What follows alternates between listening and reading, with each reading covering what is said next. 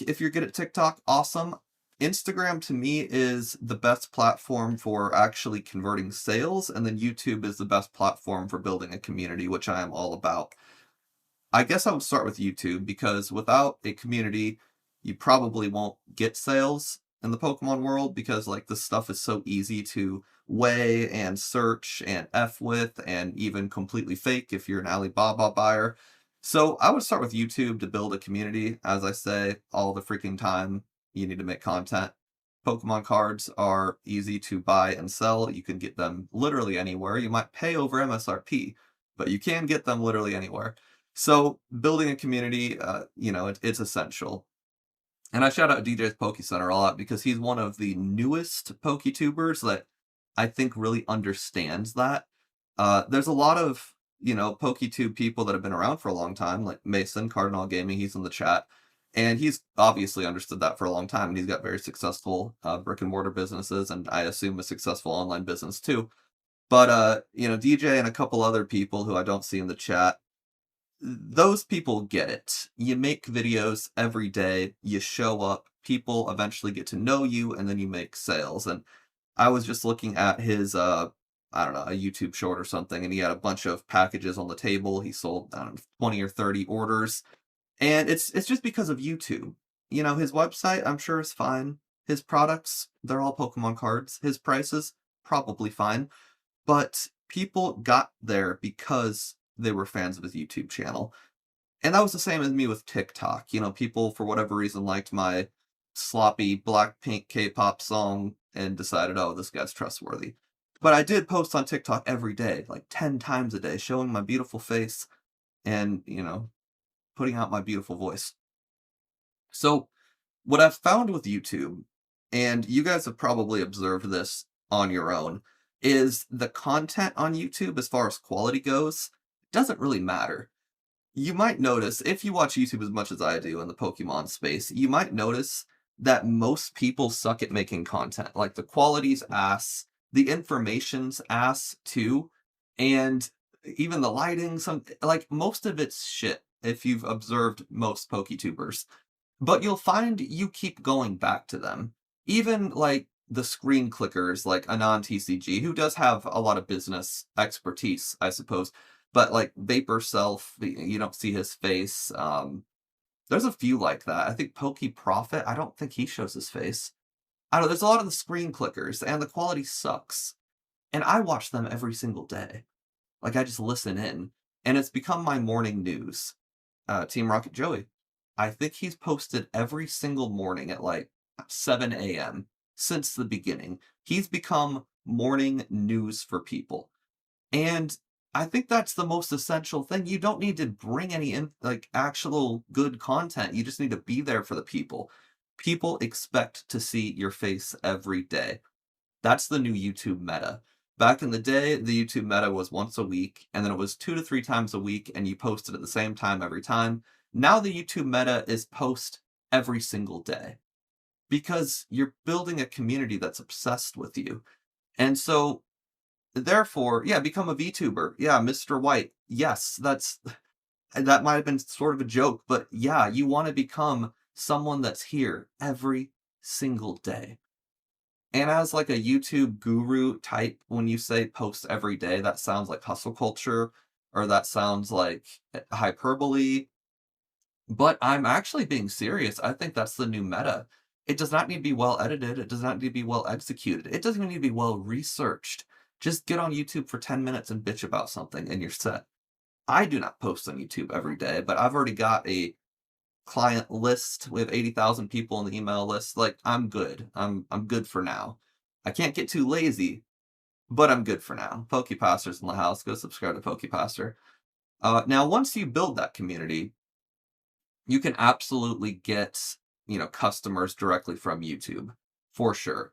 If you have Wix or Shopify, you might find that you can actually, like, combine your YouTube account with those, like, sync your YouTube account with Wix and Shopify, to where on the bottom of your video, it will say, like, products from PokeNE. And you're probably seeing that now. I don't know if it works on live streams, but you'll see it on my videos. My products from my site are right below the video. So that's obviously direct conversion from, YouTube to sales. I think we get a lot more conversion just from clicking the link in the description, which honestly is kind of miraculous because I personally don't go to the description on YouTube, but apparently you guys do. I think another big conversion for us is you might notice in almost all my YouTube videos on the bottom left, I have the text that says like use promo code something and then you get free shipping. I usually make the promo code something relevant to the video. Like I did a video on the market recently and it was like use promo code STUNKS to save free shipping. And what's good about that is it encourages people to visit the site, of course, and obviously make a purchase, of course, but for me, the best part about it is it's almost its own pixel. Like it's almost its own tracked conversion. Because when people click on the description, like a link in the description, Wix and probably Shopify just translate that as direct traffic. It does not say where the traffic actually came from. If you only post a certain coupon code in a video, though, like the only coupon code stonks that I ever typed out was on this video, then I can look at my Wix and Shopify coupon code history, and if 10 people use that code, I know that that particular video had 10 conversions. And if you do that for every video, you can kind of extrapolate the percentage of conversions. So if a video gets 3,000 views and, 10 people use the coupon code, you can assume, 10 out of every, what is that, 3% conversion rate? Something like that. I don't know. Please don't cancel me for the math there. But you can assume the conversion rate for each video. And one thing that you need to keep in mind is different videos will have different conversion rates based on the topic.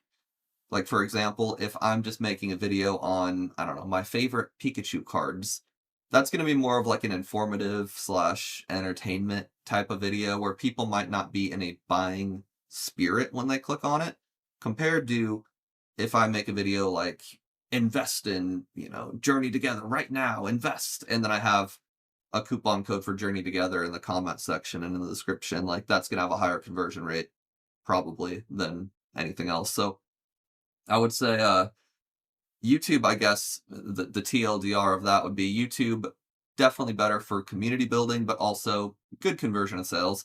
Now, continuing DJ's question, which has been like a 15-minute answer now, Instagram, in my opinion, despite everything I said, is the best for conversions because you can do a lot with organic videos as far as converting them into paid ads in a very safe and responsible way. Also, ManyChat. If you guys are in the business world and you haven't heard of ManyChat yet, I'm giving you the sauce absolutely free. ManyChat is the most powerful tool in social media. So if you've ever been on Instagram, I guess, and you see that kind of a guru grifter type, and he's like, if you want to learn how to get rich, sign up for my course, comment money below, and we'll DM you a link. And if you comment money, you'll get a DM link automatically. And if you're unaware of how social media functions, you might think, oh my God, this guru DM'd me, like, I'm cool. Well, no, it was an automated DM from ManyChat. ManyChat does all of that. If you ever got an automated DM, it was from ManyChat. And it's just a platform on the internet. You can Google it. It costs, I don't know, something, $20 a month, if that. You sync it with your Instagram. And then there's different options. And you can do like, on my next post, if someone comments money, then DM them a link to blank.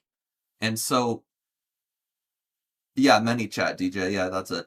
And so if you post a picture of Mega Dream and it says, on sale for $90, comment Dream, we'll DM you a link. Then when they comment Dream, they will automatically link directly to your site, and it just takes away the work.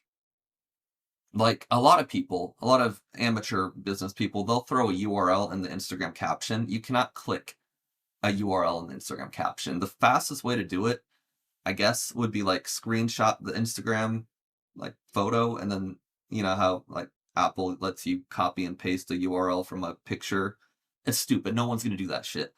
ManyChat takes away a step because when you get a DM on Instagram, typically, when you're on IG, a little thing pops from the top and it says like, you got a DM from PokeNE, and then it's just one tap and then one more click. You want to make it as easy as possible for people to buy your shit. You do not want people to have to work to give you money. That's the number one rule of business. Don't make people work to give you their money. They shouldn't have to work for that. Instagram also, of course, has like the profile, link in bio is what people say. They go to your profile. That's an extra click though. Then they have to click the link and then they have to click another link. So it's 30% more work because they have to click like 3 things. And that could cost you a lot of money. Sounds silly, but it really could. They have 3 opportunities to go, I don't really need another box of Mega Dream, compared to 2 opportunities where I guess you could argue commenting is a step. Fair enough. The point is, you want to make it as seamless as possible, and you want to give people options. The TLDR of that is Instagram is, I think, the most powerful tool for converting because of those 2 tools alone. The third reason I think Instagram is super powerful for conversions is just the sheer power of ad creation. So when you're on, when you make a video, a reel, and you make a video, it could be a silly video with like a joke, like me and my brother Justin, we make a lot of funny videos. It could be just a serious PSA video, like, hey guys, we got Mega Dream for $90. Comment dream below and we'll send you a link, whatever video you want to do. If the video performs well, Instagram tells you, it gives you all the analytics for free. That is so powerful because if a video performs well, then you know that it's going to do well in ad form too. You never put money on a video unless it's already doing well, because if you have a shitty video or a video that you don't know how it performs yet, a video without any experience out in the social media world, and you just throw $100 on it, the $100 is going to get it more views, but if it's a shitty video, you're going to be paying way more per view than if it's a good video.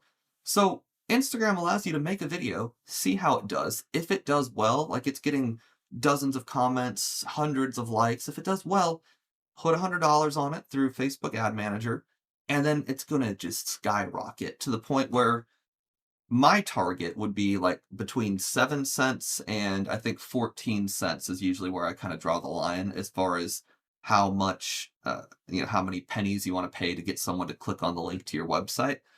7 to 14 cents is like my target range for most reels.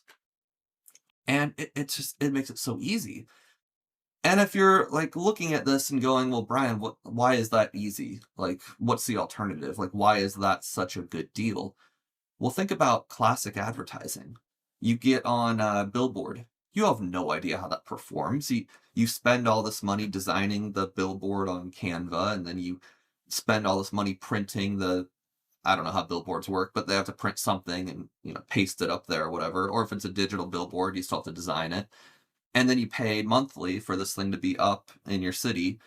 And unless you put a coupon code up there, which I don't think you can probably realistically do, but unless you have something very specific to tie sales to that billboard, you have no idea how it's performing. You've got no clue. You have no analytics on it. You had no analytics on it when you put it up there in the first place. Who knows if it's working? Same with TV commercials, same with radio ads. There's no way to track if this shit's effective before or after you start paying money for it. You just kind of hope. It makes no sense at all. So Instagram and ManyChat, best duo ever. You can also use ManyChat for TikTok, by the way. I don't do that. I don't know why. I just don't like TikTok anymore. It built me, but for some reason, I can't be bothered to use it anymore. Anyway, so I guess to finalize my answer to DJ, both of those are great. Anyway, we have a lot more questions to go over. If you have questions, y'all, make sure you put them in the chat and I will try to get to them, like business-related questions. I think my rule for this stream is going to be put like 3 or 4 question marks in the beginning of your comment and then write the question. Otherwise, it's just going to get lost in the shuffle. I'm looking at my phone because my screen's way too far away. We got, let's see, what's up? We started our little TCG business and are wondering what you think about logos. How important are they? Should we have to pay a pro logo design? So Pack Hype Collective, that's an easy one. Logos are pretty important, but you don't need to be paying a professional for them, because what you're probably going to get is someone that's just using AI to design your logo anyway. Like when you go to Fiverr or even a respectable marketing firm nowadays, they're gonna throw a little AI request into Canva or Adobe, and the AI is gonna spit something out that you could have spit out yourself. The only real marketing firms that are gonna do it themselves and with some level of human touch are way too expensive for you or me or anyone else here. Just make it yourself. My logo, I think I just straight found it, like, on Canva or something, I have no idea. It's not something you need to overcomplicate, it's just something that I think the number one thing is you want it to be consistent, so find a color that you like, find a look that you like, and don't deviate from that for years. And you also want it to be something that's shrinkable. There's some logos that y'all have that are like, they're cool, but there's a lot of shit going on. And it looks good on like a YouTube banner, like the channel banner. But when you shrink it down to the YouTube profile picture or the Instagram profile picture, you can't tell what it is. So me, I have the Pokene with the little Charizard O or whatever, and that's like the full logo, but the little Charizard O works as a centerpiece for the Instagram profile, the YouTube profile, and even the little if you know what it's called in the chat, comment below. But the little like tiny icon when you're on like Google Chrome and you click on a website and like there's that little tiny icon, like YouTube has a little red YouTube, whatever that is called. It needs your logo needs to be shrinkable where it's recognizable in all sizes. So that's my only advice for that. Don't pay someone to do that though. What do you think about local Pokemon events? I think local Pokemon events are the smartest ways to vend. I've talked a lot about Favicon. Thank you. Yes, Favicon. Thank you. That's a little tiny picture.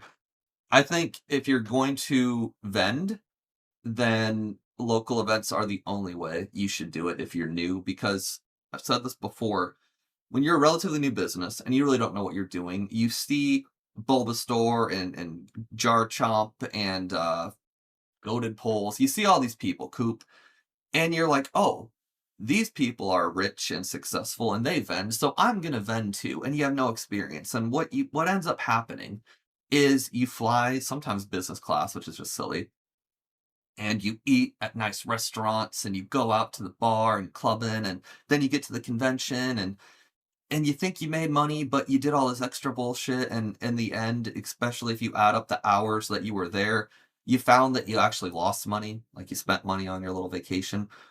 And so, if that's fun for you, by all means, that's awesome. Liquidate your money, take cash, avoid the government. I'm all for it.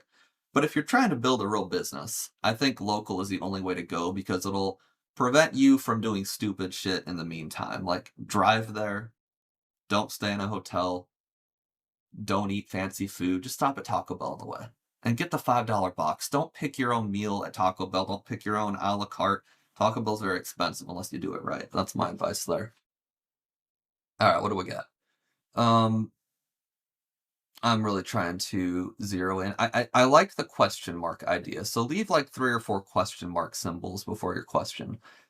We got Krabby's cards. Do you think it's still possible to start a TCG business exclusively on eBay? I don't know. I mean, honestly, no.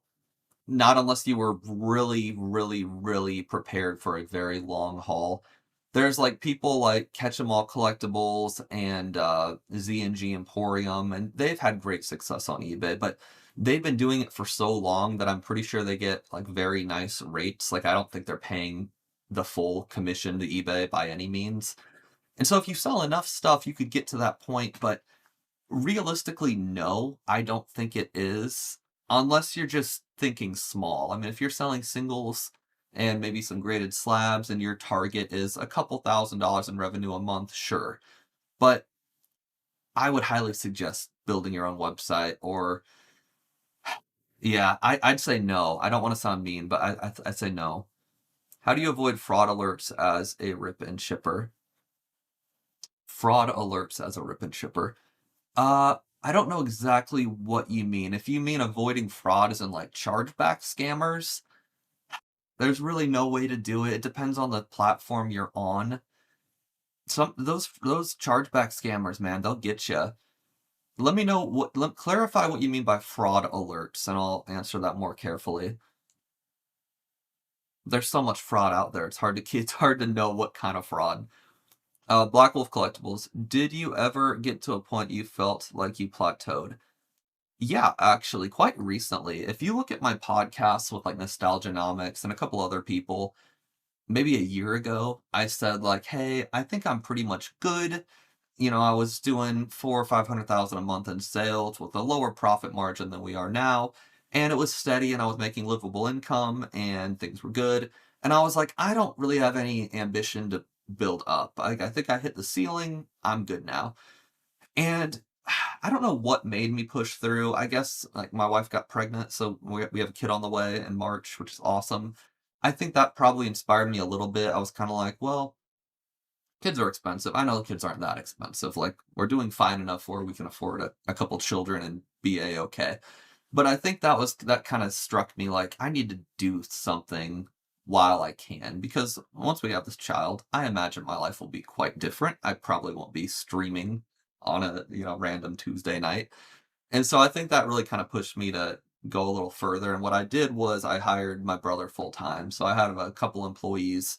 Justin, my brother, was one of them, but I hired him full time to really scale, because now he does pretty much everything that I don't want to do, and I can focus on stuff like this, brand building. And so I did plateau for a while, and then I kind of just locked in. I don't think there's a ceiling in this business, because every time I thought there was a ceiling, obviously there's Rudy from Alpha Investments, but there's a lot of other big wigs too, and I'm just like, man, there's so many people in Pokemon. Like there's so many customers. There are still people every day that find my channel that have never heard of who I am. And I've got 64,000 subs. Like that's a lot in this little niche, but there are people who have never heard of me. And until I'm at PokeRev's level, I don't think there's a ceiling.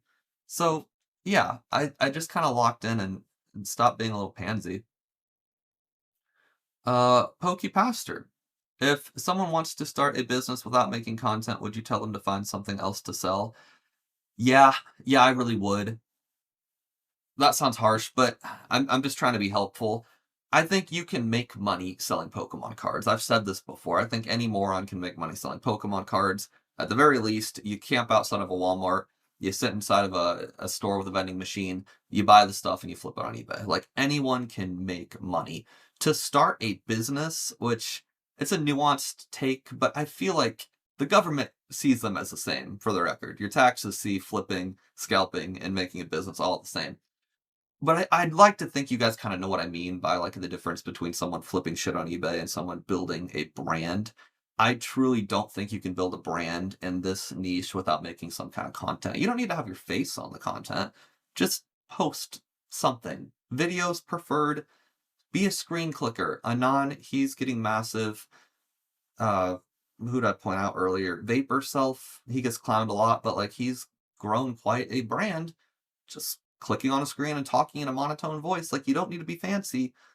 You need to make content though. I'm gonna die with that. Like I will die on that rock. That's what they said. What else do we got? Checo Demand. We got we've got permits, business license, and business insurance. Hey, that's what's up. Pokejacks, how do you overcome shipping? I want to believe I'm losing money on my sales because of shipping. Yeah, shipping sucks. It's expensive. When we started, it's crazy. We charged $3.50 for all orders. And that was obviously 5 years ago, but shipping has just gotten expensive. I use Shippo, which gives us really good rates. For most of our packages, we don't pay more than $10. Priority, well, okay, priority's probably $12 on average, but for most of our packages, ground shipping, USPS ground, is no more than $10. It depends on the state and, of course, the size of the package, but I think it averages out to about 10. So Shippo's been instrumental in this. Get a label printer from Rolo. It's like the fancy label printers that have little stickers, and it'll save you time, trust me. And Shippo's compatible with that. And don't be afraid to charge your customer shipping. I charge a flat $10 if they buy a booster box, and a flat, I think, $6 if they buy packs. And if you're an Amazon shopper, that might seem expensive, but I've been doing this, and we've done over 70,000 sales now ish. 70,000 sales on our main site, $13 million on our main site, and then we had a rip and ship site, and of course other drip, for example. And so I'd like to think I'm pretty qualified to say that people are okay paying shipping. We have free shipping promo codes all the time. One thing I will say that I don't recommend is charging shipping by weight because, in my opinion, it punishes customers for buying more.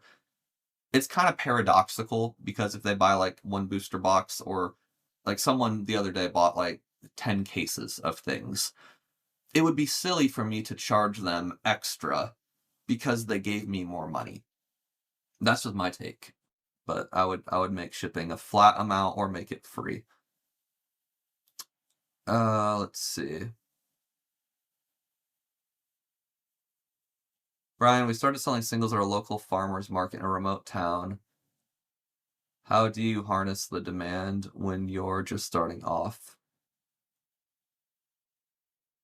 Yeah, I mean, I'm not a professional vendor by any means.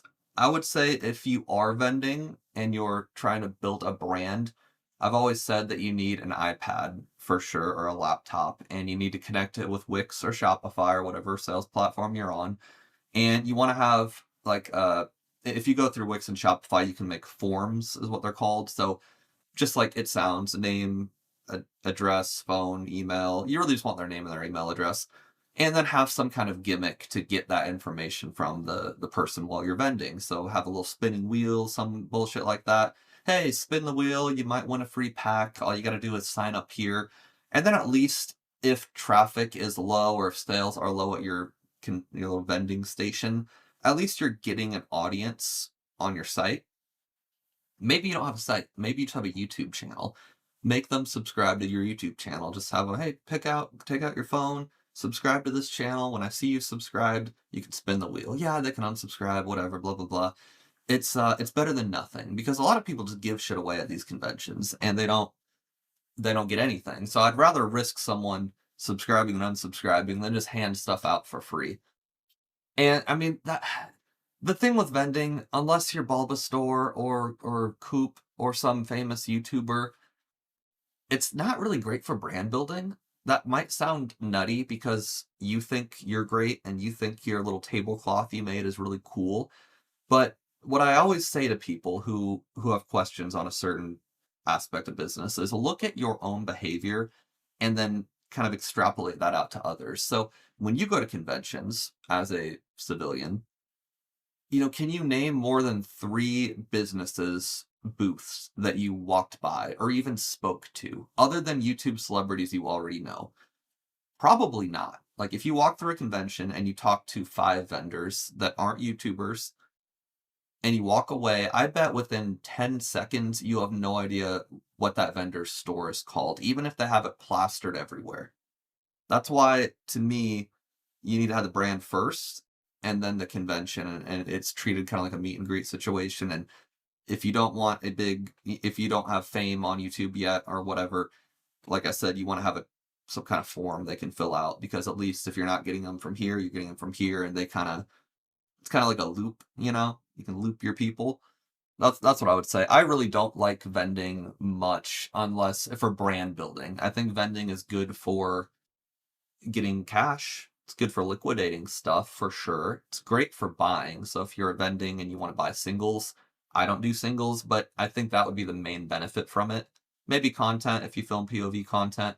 But as far as brand building for sealed, unless you're super, super charismatic, no one's going to remember you. Just being honest. Excuse me. Drewski's in the house. Does Wix charge a monthly fee for having your site up? Yeah, it's like $30 a month or something. It's not bad at all. Is there any downside to creating one and listing products for sale that you're ready to liquidate to avoid fees? I mean, if $30 a month's a downside, I guess that would be the downside. I would highly recommend a Wix site. I've said it before, even for full-time eBay sellers or TCG player sellers, having a website legitimizes your brand so much. Because like the vending thing I said earlier with TCG player, I don't think it's good for branding. I think the only people that have a TCG player account that people like automatically go to would be people like Mason from CNA Gaming because they know him from YouTube, or any other YouTuber really. Like, I don't think there's a reality that exists where you buy singles from TCG Player and then know even the name of the seller a day later. You might save that seller or whatever, but I don't think it's a strong brand builder. I think when you go to TCG Player, typically you're looking for a product and you're not looking for a person. And so, what the hell was I saying? Oh, so having your own website, that encourages people to look for a person first and then the product. When you go to Pokeany.com, sure, you might have a product in mind you want to buy, but you're thinking about Pokeany.com as opposed to when you are looking for a product and you go to eBay, you don't care who it comes from. You're just like, oh, this guy's the cheapest. So I think $30 a month's worth it, personally. And it is free too. You can have a free site, but like you can't choose the URL or there's some just pay for it. It's better, I promise. Bunch of dummies here asking a guy who looks homeless. Idiots. This is an $80 hoodie, my friend. This is a $200 mic. I'm rich. DJ's Poke Center. I can't name one single TCG seller or eBay seller. I pick who's the cheapest. Wow, I didn't even read that chat. Holy shit. That's, yes, exactly. Thank you, DJ, for making me look like a genius. I kind of answered, is TCG Player a good platform to sell on? I think it's fine. If you want to pay, 13% or whatever. Do you think it's a good idea to start selling on eBay when you're building your website and getting customers? I'm really not for eBay and TCG Player, I'll be honest, guys. Like, there's obviously great ways to make money doing it, but there's also great ways to make money buying Bitcoin. I don't know dick about Bitcoin. So if you want to learn how to make money on eBay and TCG Player, there are tons of YouTubers who can really teach you that. I really am a big advocate for building a brand on your own. Mostly for all the reasons I've said already, but also because you own the customer that way. Like on eBay, if your account disappeared or eBay disappeared, looking at you, Probstein, like you kind of lose all the contacts you've made.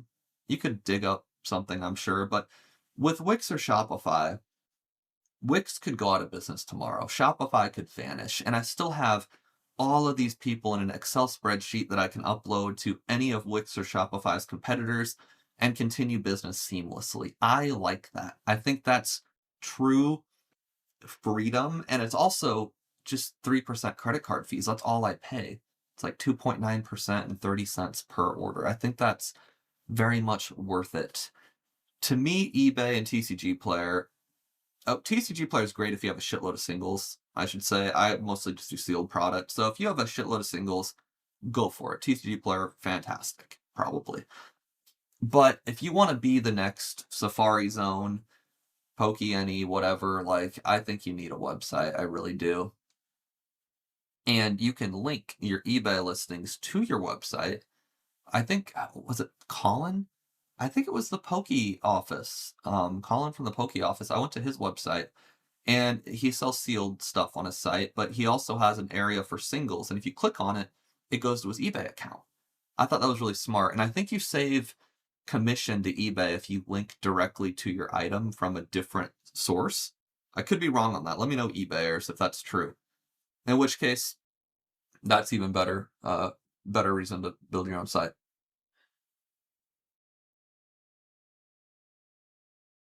How far back am I? Okay, I'm not that far behind. Let's see. eBay and TCG Player killings on fees, and we have a Wix account. How much inventory do you think you need to get the website started? You build your inventory with your audience. I say this in a video I made today. I am like, oh, thank God there's water down here. My God, like, talking without stopping is very exhausting.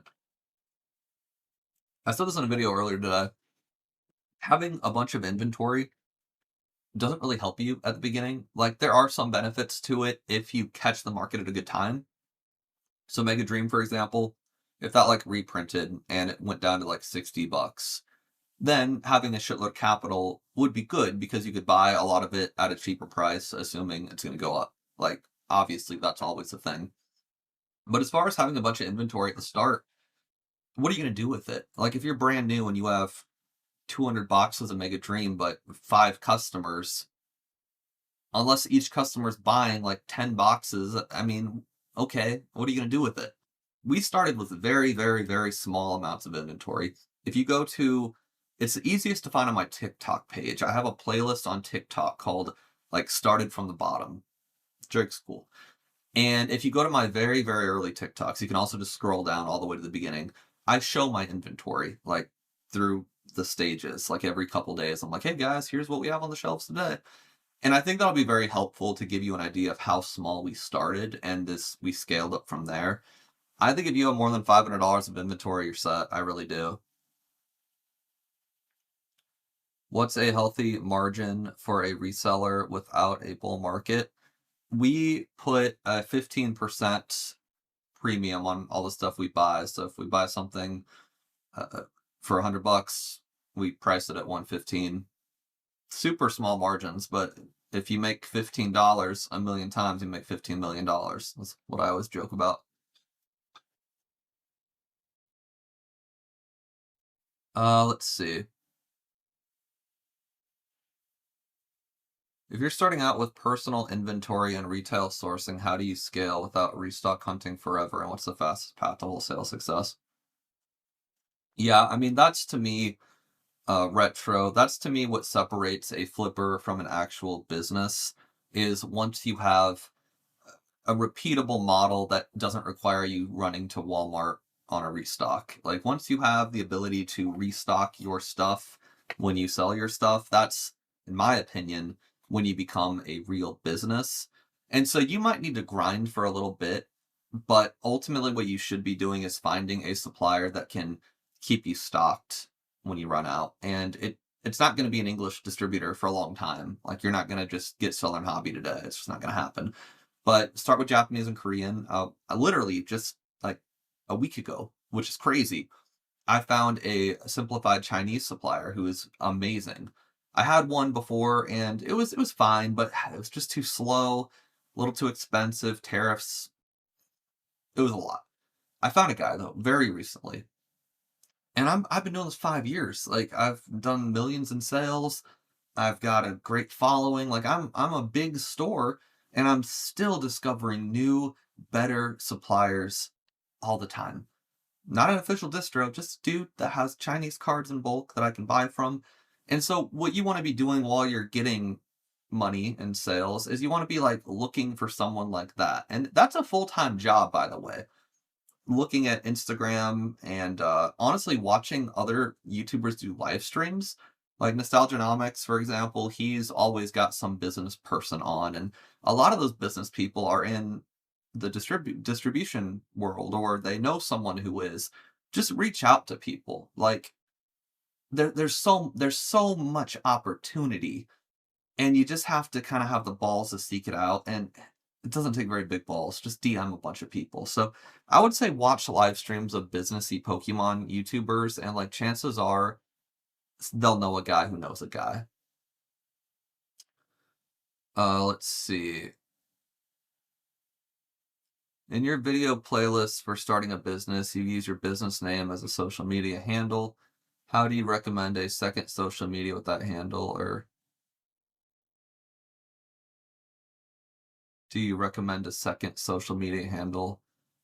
Um, I think social media, I think if I'm understanding your question correctly, I wouldn't have more than one of anything. Like just one Instagram, one TikTok, one YouTube. Don't do this one's for business, this one's for personal, this one's for Dragon Ball, this one's for Pokemon. Like don't do any of that. I hope I'm understanding your question correctly.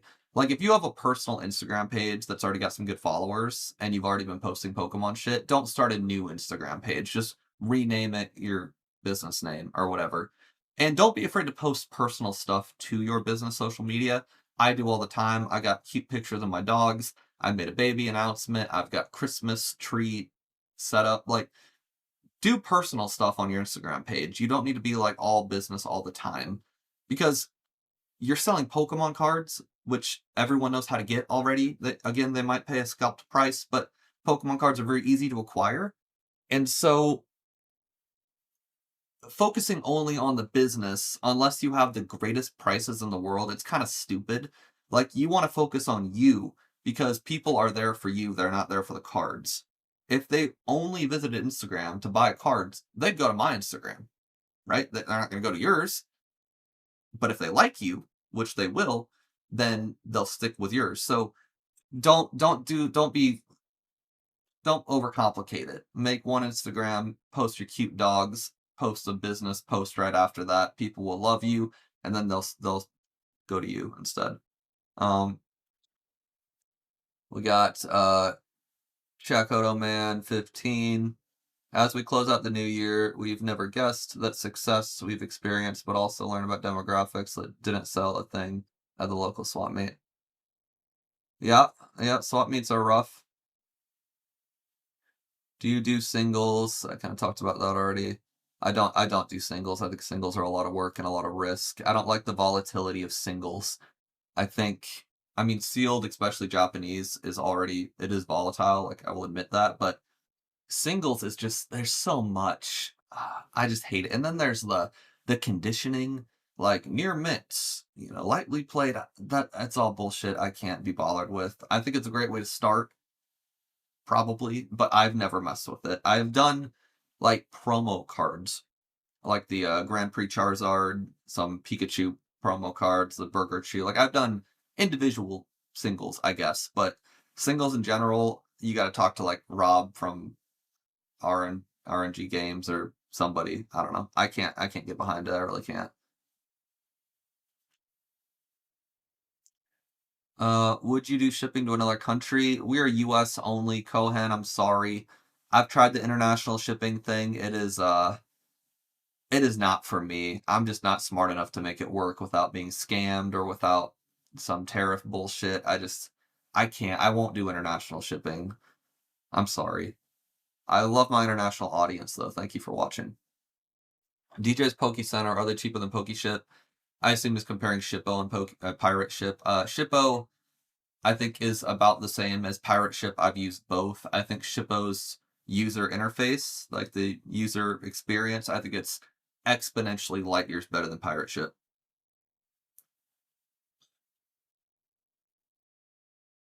I just got lost. Wow, I'm like way behind. Hold on a sec. This thing just like jumped hard. Okay. Mesopotamia. Taxes. Start taking them or wait until you start taxing. Oh boy, okay, taxes. So this is a whole video in and of itself, but I'm gonna give you a general run-of-the-mill answer, and what I want you to do if you're asking about taxes is just type in Nexus to my YouTube channel. There's at least 2 to 4 videos about Nexus in my YouTube, so watch those. But one of the questions I do get more than anything else is, do I collect sales tax from my customers on my website? And the answer is, it depends on Nexus. You want to type in Nexus by state on Google. Nexus by state. Nexus by state. And so typically, like in Nebraska, for example, I have Nexus automatically because I live here and my company lives here. So what that means is, since I have Nexus, I have to charge my customer sales tax. And then I have to remit that sales tax to the state of Nebraska. When you're new, typically, that's the only state you'll have Nexus in, is your own state, typically.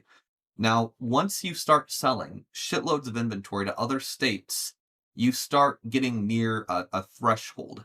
So in a lot of states, the Nexus threshold would be like $100,000, which means if I sell $100,000 of stuff to people in Illinois, I might hit Illinois' Nexus threshold. When I hit that, then I have to register my business to the state of Illinois. And at that point, once I get my sales tax registration, then I have to start collecting Illinois people's sales tax and remitting that to the government of Illinois. And it's very scary stuff. So when you start selling, I'd say 6 figures a year, you're going to really want to do your research into Nexus. I'm not going to bore you guys with all of that right now because a lot of you guys are too new for it to matter. But I can tell you that if you slack on Nexus, you could go to jail, you could get fined, and you can literally lose your company. And yes, I am trying to scare you. Nexus is probably the least talked about, most frightening part about business. I know people who have lost their business because they've gone bankrupt with Nexus. You can absolutely bankrupt yourself. I had to pay the state of California $50,000 cash because of a mistake I made regarding Nexus, and that would have bankrupted a lot of people. So, Nexus, do your research. Let's see. How often does Wix challenge you to verify your business as a store? So often. I mean, at least once a year for me now. I think it was twice this last year. It's annoying, and it's not even Wix's fault. Like, they all do this. Okay, it is their fault. They all do this, though. Like, Shopify, it's gonna be just as bad. It sucks. I don't know what else to tell you. It just sucks. It's not just you, I guess. You're not alone. Let's see. How do you make videos showing the screen background with yourself? So, Kohen, that is a great question, and that's probably a video I'm going to make soon because that's a really good question. You want to get OBS. It's free. Just type in OBS software in Google and download it. And in OBS, there is a section. Just watch a YouTube tutorial or ask ChatGPT, actually. But there's a section in OBS called Sources. You're going to click a plus button. It'll say Share Window, and then you can share your window onto OBS's screen. And then you click another plus button and click Video. And then you click on your webcam, and then you can resize the webcam to be in the corner of the window. And that's how people do it. And then you add another source called Audio, and that would be your mic. If you ask ChatGPT how to do it, it will tell you like step per step. But that's kind of the TLDR of it. Mason asks, when am I doing singles? Literally never. I don't think you grade, but would I be better off focusing on grading or... I would never make a business centered around grading. I mean, PSA, love them or hate them, I think ethically they're the worst company out there right now. But PSA is the only grading company that matters as far as resale value, I would argue. Like, no one gives a shit about the other ones. Hot take, I don't care. And that's me saying that as a PSA hater, by the way. And so PSA to me is your only real bet if you want to make money doing the graded game. And I think right now they're backed up several months, maybe damn near a year. And so by the time you get your cards there and back, like, the market is going to shift, and it might shift in your favor or it might not. And that's a game that I personally would not want to play. I would highly recommend not building a business off grading. A couple of years ago, it would have been great. A few years ago, it would have been great. But now, I would say absolutely not. Remember, guys, if you have a question about starting a Pokemon card business, put a bunch of question marks in your chat or I'm going to miss it. So please, question marks in the chat. Before and after. Pokejacks, I have distro without a huge social media following. I don't get a lot of Pokemon. I know you have to build a lot of items that don't move fast. How do you move these effectively? You don't, which is like my most honest answer, non-answer. We don't, I mean, we have, here's some perspective, Pokejacks. I've got 80,000 people on email list. We sell $500,000 of cards, $500,000 of cards every month. We have 65,000 subscribers. I'm pretty big, and I can't, for the life of me, sell anything other than Pokemon cards.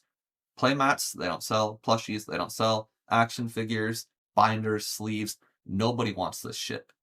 It probably do good on eBay, do fine on Amazon, but on my site, people come to my site for Pokemon cards, and no matter how big I get, I don't think that'll ever change. So you're probably wondering, well, Brian, what do you do with all the shit? I don't do anything with it. I put it in a room, and it sits there and rots. That sounds hyperbolic. It sounds like I'm making that up. Like, legitimately, I have a whole 2 bedrooms now in my house filled top to bottom with top loaders, sleeves, playmats, toys, bullshit. At some point, hopefully, I find a way to get rid of it. I'm going to probably do like a monthly mystery box thing where I give you a plushie, an action figure, a model kit, some packs. Like, I'm going to do something. But right now, the best I can do is put them on my website and watch them sit.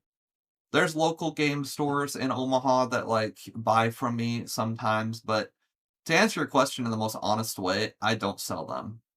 I would say, as a suggestion to you, treat it as a essentially I treat it like a ticket is what I call it, and I tell my suppliers that too. I'm like, "Oh, I'd like 10,000 tickets of binders," which I mean, if I spend $10,000 on binders, I look at that as kind of a ticket to getting better stuff in the future.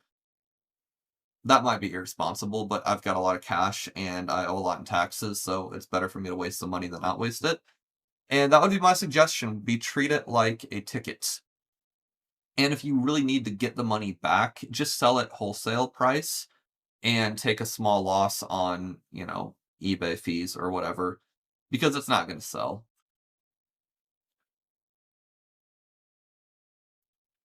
Okay. How did you overcome tariffs? Um, Tariffs actually weren't as bad as I thought they would be for my business. Japan and Korea, if you have a good supplier, they understand the situation, and so they basically price the tariffs in. For example, I'm gonna make up some numbers. If, uh, if Japan has Mega Dream and they know the market price in the US is $120, Japan also knows that I'm gonna pay 16 if they're selling it for 100. So Japan basically just lowers the price by $16.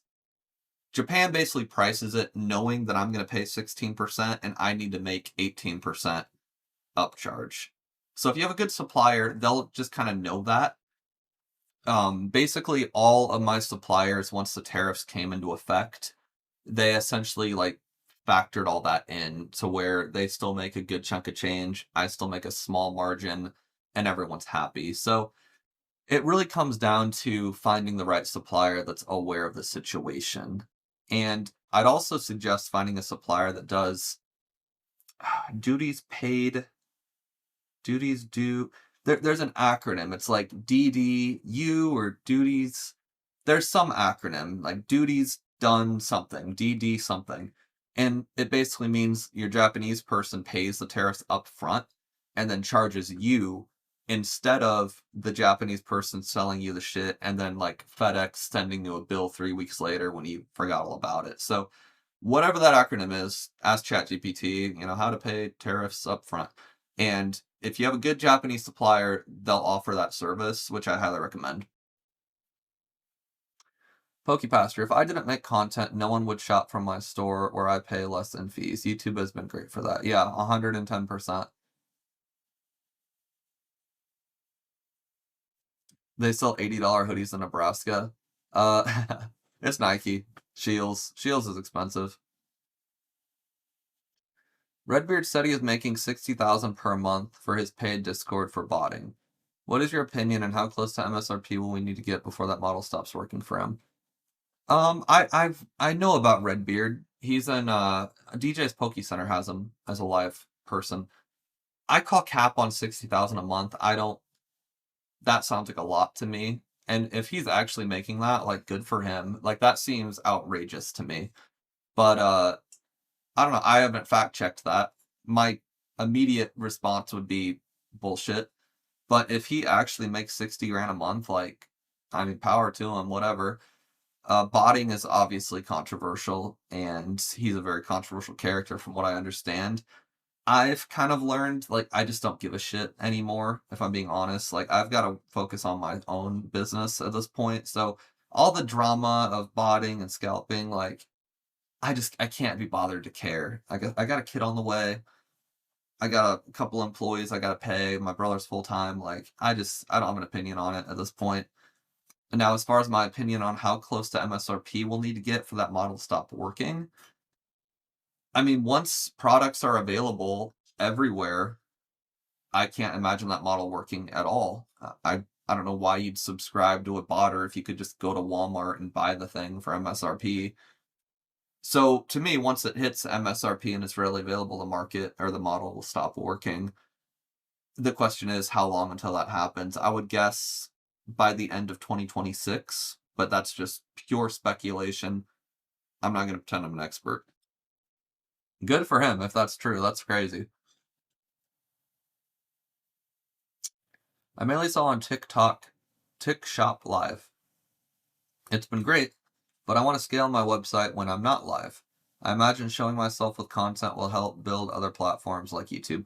Yeah, what I've learned is your base platform, if it's YouTube, it doesn't necessarily mean you're going to get the same growth on Instagram or TikTok. Like, I'll post a YouTube video that'll do tens of thousands of views, and then I'll post the same video on Instagram and it'll do like a quarter of that, or vice versa. So you can't really rely on one platform for the other ones to take off. You kind of need to treat each platform as its own thing.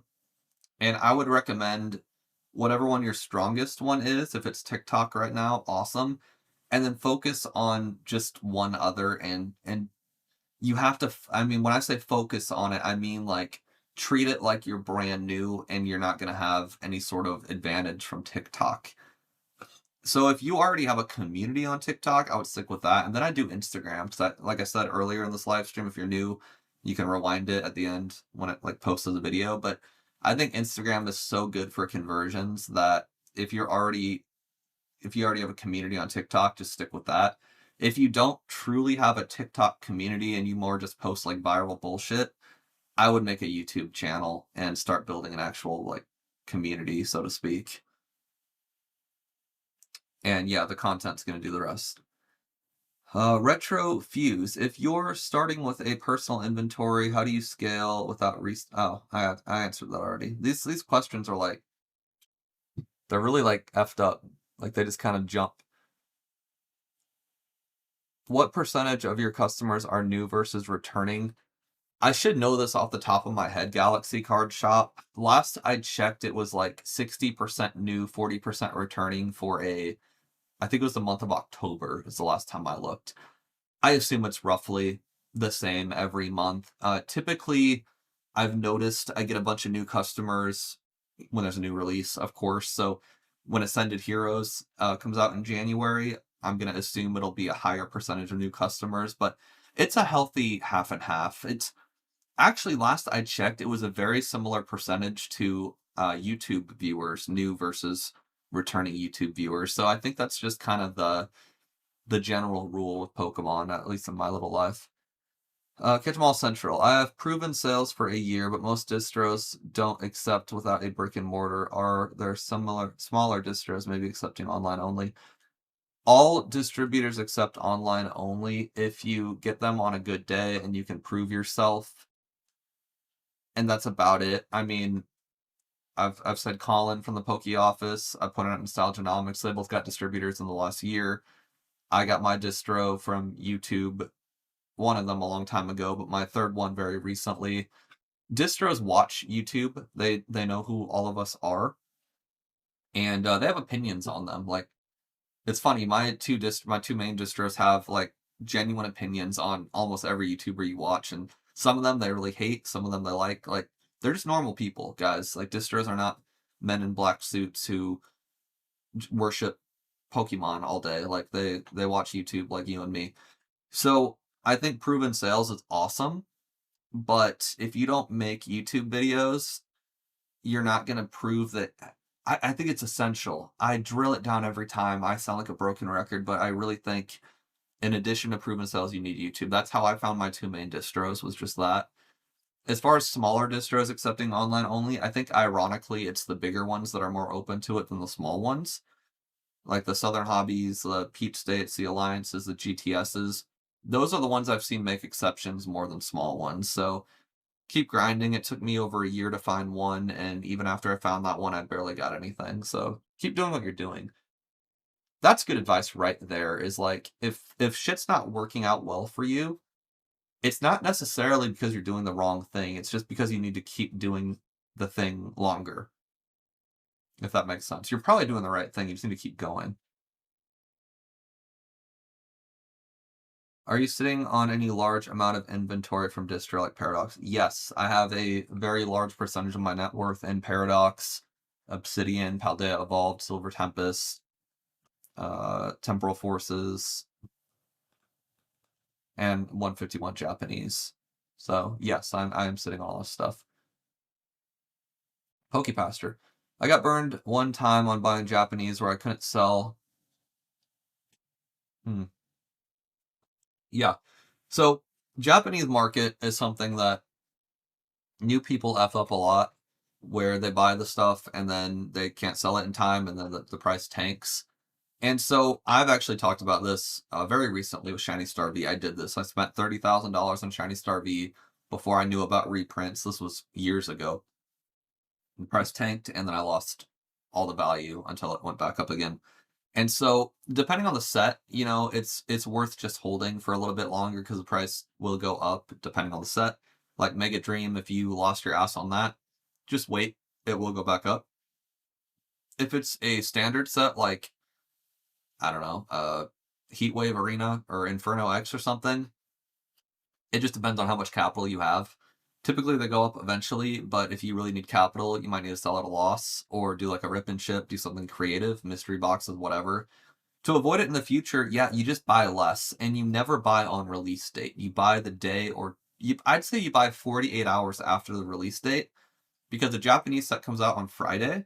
And then by the time Monday arrives, the price is wildly different.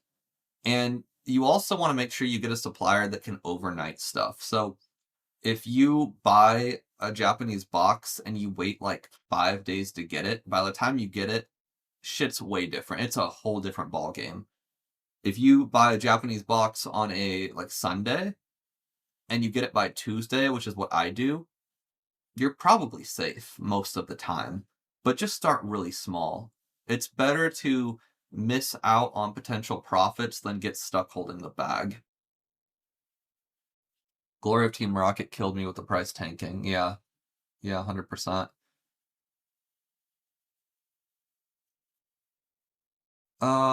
Okay, here we go. Remember, guys, leave a bunch of question marks in the beginning of your chat so I can see them.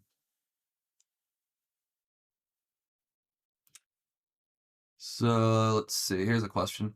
Did you create your own website? I did for years. Like the first 4 years, my website, I just kept redesigning myself.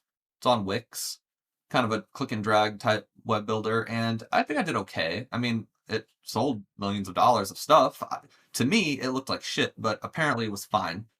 Content helped a lot because despite how sketchy my website looked, my content was trustworthy and people went there. But the current iteration of my website was a professional team that Wix actually contracted for me. I'm in like the top 1% of Wix sellers, so they kind of awarded me a professional web developer team who kicked ass, I think, at least. And so it's probably like $6,000 of dev work, maybe more. I actually have no idea, but I think it looks really good. So I can't take credit for that.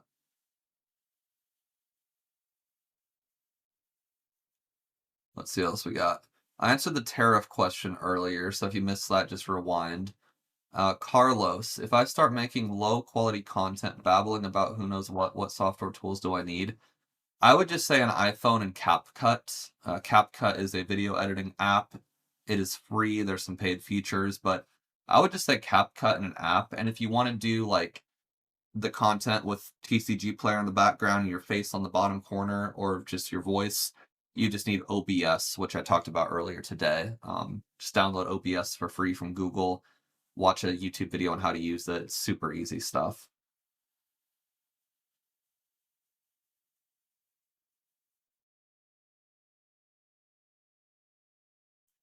My supplier refuses a lower value. They said they would go to jail.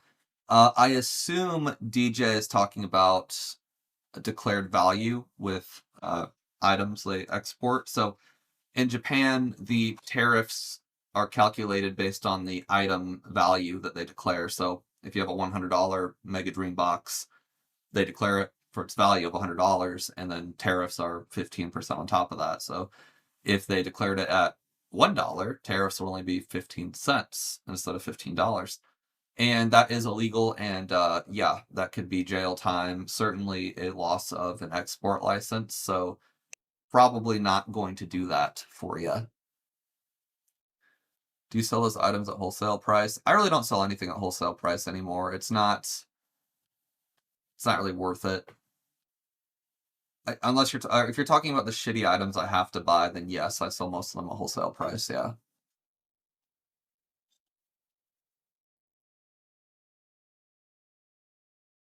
Do you still stand by the sealed Japanese route while first starting out?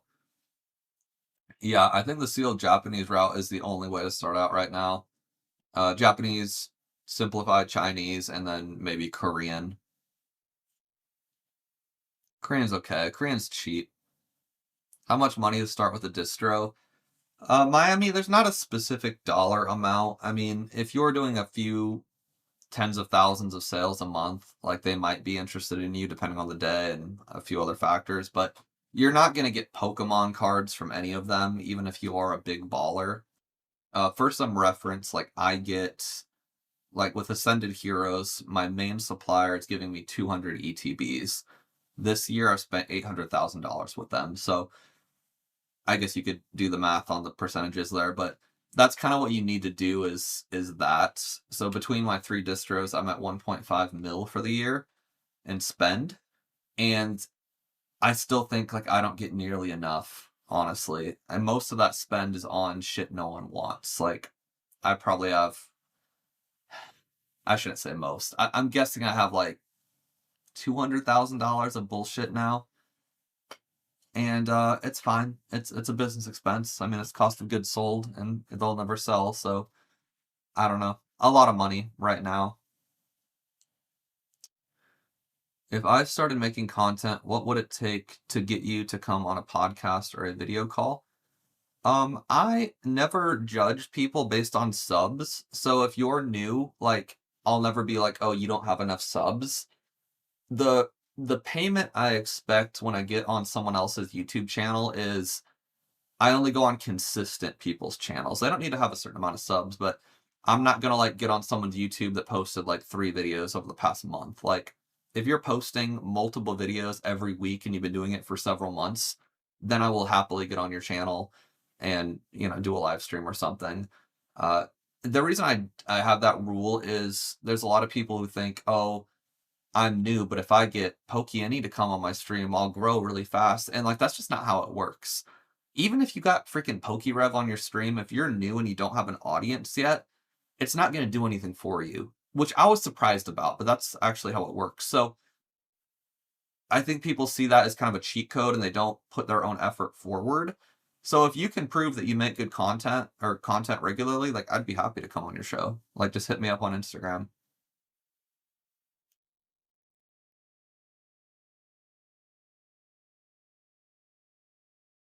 I think I lost myself for a sec. Yep, okay. Let's see. If I started making content, what would it take? Okay, how much in sales and how many subscribers would you recommend before shooting a shot at distro? Pokey Office actually just made a video about how he got distro, Pokey Pastor. I want to say he did several 100,000 in sales first, and he had like 10,000 subs or something. I think that's a good place to start. I would say 10,000 subs and maybe quarter million in sales. There's not a hard and fast limit, but you want to come in strong at first because if you go in too early, like there's a chance they might just block you and then like kind of push you aside. So I think you want to come in strong. So I would say, I mean, at the very least, 100 grand in sales, but I think a quarter million is just really strong. Really strong. We had well over 1 million just from Japanese. Did you ever get your order Mega Dream? The one that got lost? No. No, that's gone forever. But I did get a bunch of other new Mega Dream. I'm okay. I'm over it. There's something you'll learn in this business, and that's just like don't bitch about things. I bitch about things for the sake of content. I figured, hey, I might as well get some ad revenue out of this and teach people a lesson. But if you lose 30 grand here and there when you're doing several million in sales, it is what it is.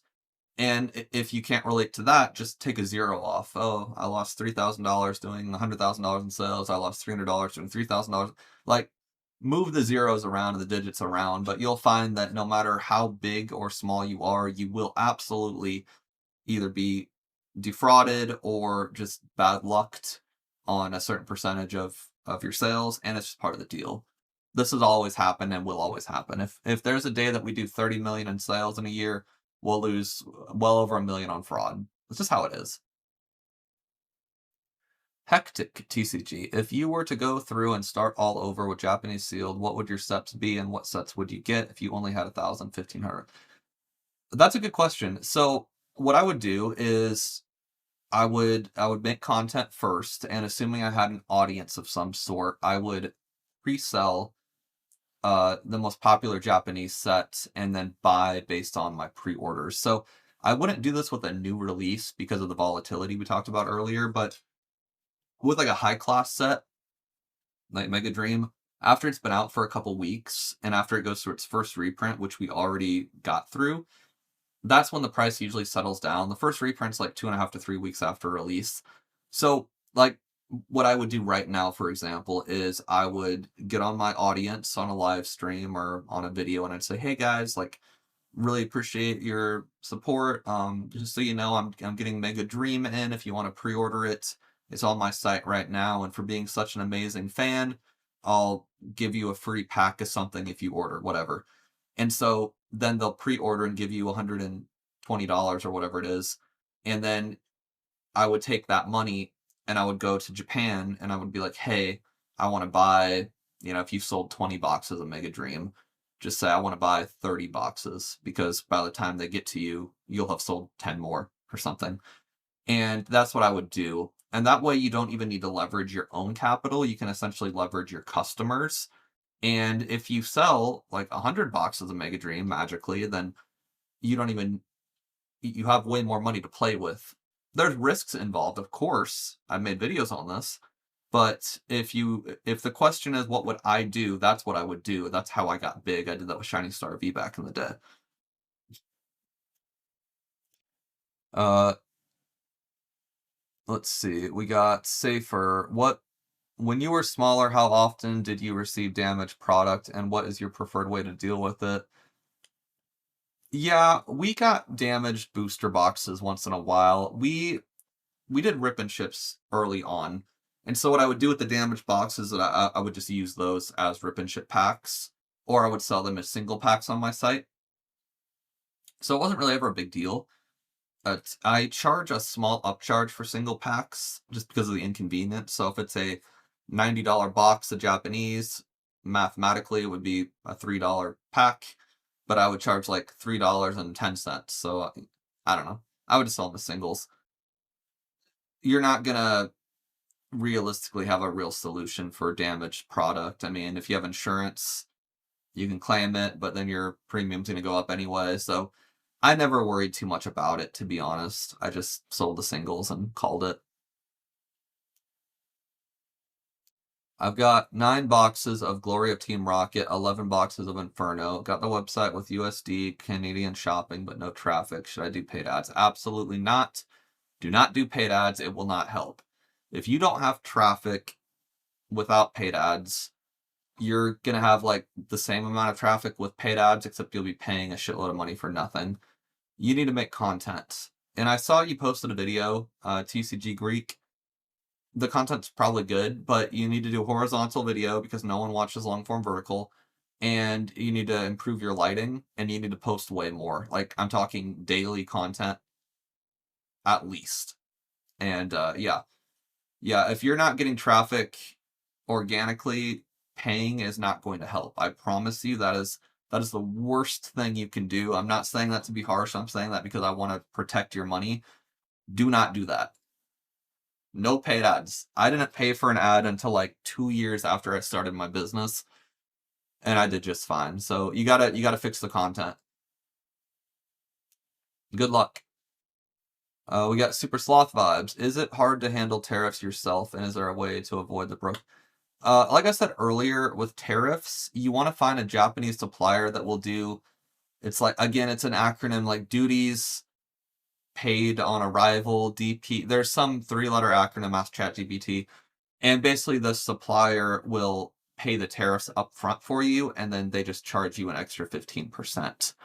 So find a supplier that does that. Just ask them, hey, do you pay tariffs up front so that I don't have to later? And if you can't find a supplier that does that, it's not hard to handle tariffs as long as you price them into your price. What's going to happen is FedEx or UPS is going to deliver the package to you most of the time, and there won't be anything you have to do at all. And then, like, 3 weeks later, you'll get a bill from FedEx or UPS that says, hey, here's an invoice for some shit you imported 3 weeks ago. Here's what you owe us. And then you just write them a check or pay online. It's really easy. It just sucks.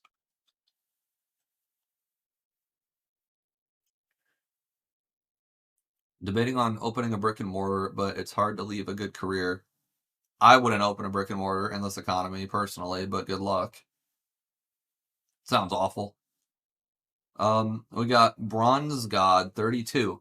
As someone who is in the bulk game and been at it for 2 years, starting at nothing, would you ever consider liquidating the garbage to someone like me who will break it down and figure it out?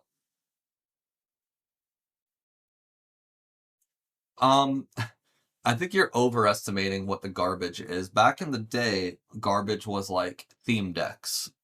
Back in the good old days, I didn't know how good I had it. Now the garbage isn't even card related. It's like sleeves and binders and play mats and dice. Not even Pokemon, by the way, like just like Dungeons and Dragons dice and shit. So no, you don't want that, I promise. You don't want it for free. It just takes up space. Back in the good old days, man, I would have sold you the garbage. Back in the good old days, the garbage was like EX boxes and tins. Oh, how things have changed. We have Kyle. When you mentioned the products from distro that no one wants, whose would those items not even sell for cost? No, they don't sell for cost either. Nobody wants them, even at warehouse price. Now, if I sold them on eBay, they probably would, but it's just too much work. I'd rather just keep them in a bedroom and rot. I'm being dead ass serious. I don't have time for eBay for a loss. What's probably going to happen to them is when I sell the company one day, I'll just include that in my company valuation and hope that people accept it. It's not lies. It's stuff that has value. I'll throw it on to the next guy. Been cold DMing many suppliers, having a hard time finding someone that doesn't cover the tariffs. So yeah, and again, it's not a big deal if they don't cover the tariffs up front. I mean, it's just easier to me. What Pokemon sets do you find hard to move? There is not a single English set that's hard to move. There are items like the Mewtwo decks, like the theme deck of Mewtwo that came out recently. Like that one's not moving very much. Trainers toolkits don't move much at all. I think that's about it. Trainers toolkits and theme decks, they still suck. No relax shop. When you have the sales and subs, do you just tell them, hey, I have subs to get distro? I share everything that's worth sharing. So I would share like a screenshot of my YouTube channel, my analytics, my sales, and just say, hey, not only do I have good sales, but I also have an audience and a consumer base that will allow me to continue being in business. Definitely share your email list if you have an email list. The suppliers are going to be most interested in how many people are in your email list because it's almost like it's a major factor in valuation of your company. Like when you sell your company, a lot of intelligent buyers will look at your email list, and that's a huge determinator. Determinator, is that a word? It determines your business value quite a bit. It's got a lot of weight there. So I would include, yeah, email, contact list, numbers, subscribers, and sales. Yeah. Hectic. Do you recommend long form over short? It's got to be long form. Hectic. It's got to be long form. Short form is not a way to build a brand. That might be a hot take, and that's going to hurt some feelings, but unless you're Deep Pocket Monster or like a real exception, because there are exceptions to every rule, but what you need to be doing with content is you're not sharing knowledge, you're not entertaining, you're not, informing on news. That's not what content is nowadays. Nowadays, content is simply a platonic, or sorry, a parasocial relationship. You are their friend. You are there every single day. They see your beautiful face every single morning. That's what content is for now. You want to make it somewhat valuable if you can, but ultimately it's a relationship that you're building, and there's no relationship that comes from a 45-second short video. So long form. Don't even waste your time with short form. I don't even make short form content really. Like it's not worth my time. BSand727. Would you consider a Patreon like Alpha Investments for those that want consistent products? I'm actually working on something with Drip Shop Live that's kind of similar to that. So funny you asked. It's not exactly like Rudy's by any means, but it's a similar concept, and it's still in the works. So yeah, funny you mentioned that. I guess yes would be the answer to that. This is kind of separate, but do you have any advice on seller protection on eBay? eBay, from what I understand, definitely favors the buyer. That's how it's always been with me. And I don't know. I mean, I really don't have any advice. I would say require signature as much as you can because that's going to help you out. I require signature on any package that's $300 or more. It's not a guarantee. It's not a surefire thing that will protect you as a seller from chargeback scams and whatnot, but it helps a lot. A lot less packages go missing when the seller or when the buyer has to sign for it. I think the post office steals a lot of packages, and when there's a signature on there, it's a lot more work for them to steal it. So that would be my advice, is just pay for the signature, and that alone saved me a shitload of effort. Having your own insurance is good too, like collectibles insurance services. That's what I use for insurance, and it's only really good on big sales, like multi-thousand dollars. But if something goes missing and like the postal service doesn't want to help me or eBay wouldn't want to help me, having a good insurance plan for your general business, it's been instrumental. Now, of course, like any insurance policy, yeah, you'll get the money back, but will your premium increase the next year? Who knows? That's what I would suggest, though. Signatures are just the number one.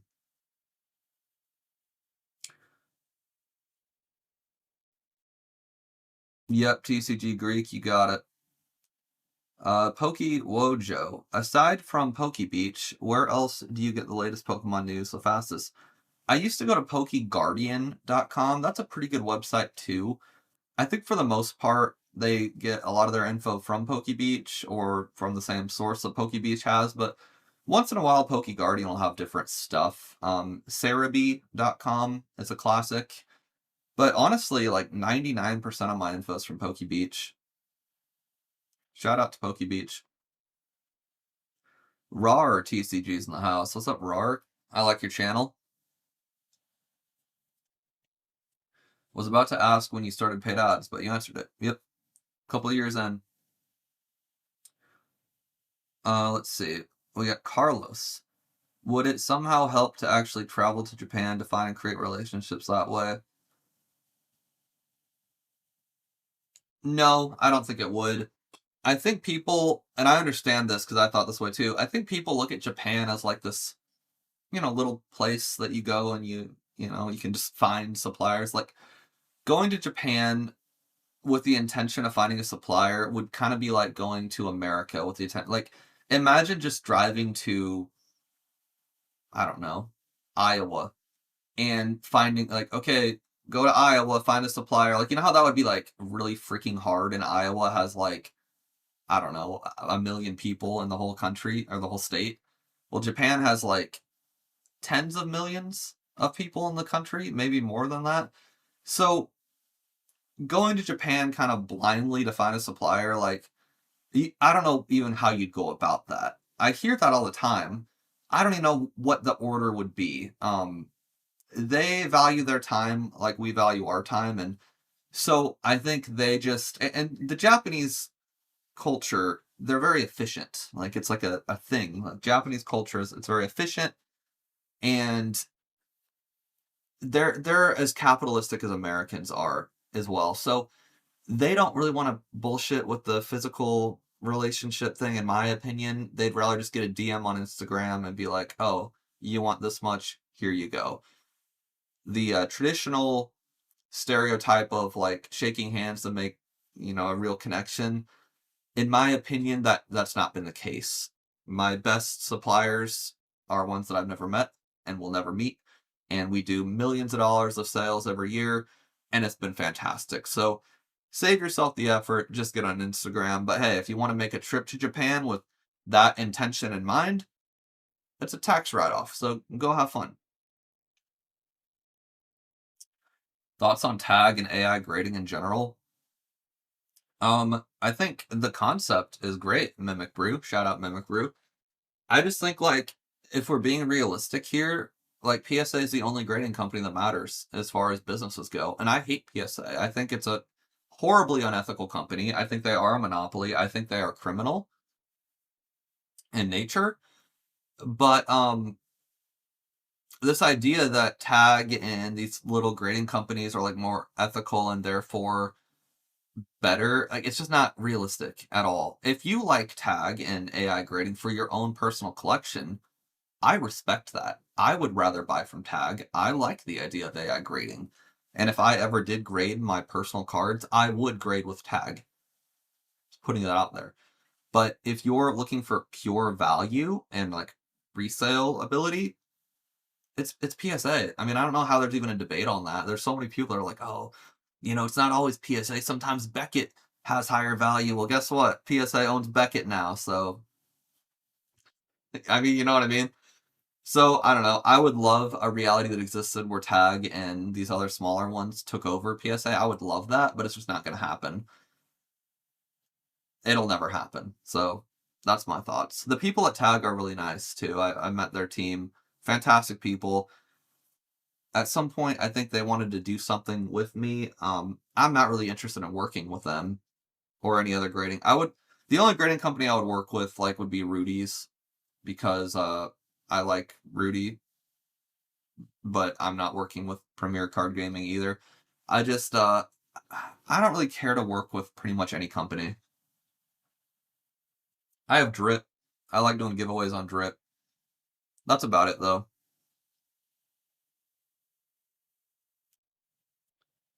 Let's see. My chat froze.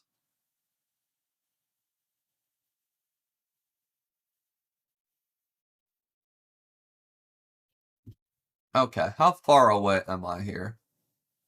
Um,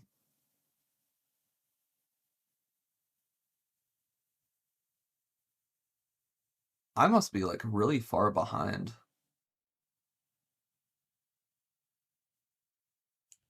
Hold on a sec, guys. My chat like froze, and I'm like, shit, am I that far behind? I think I am.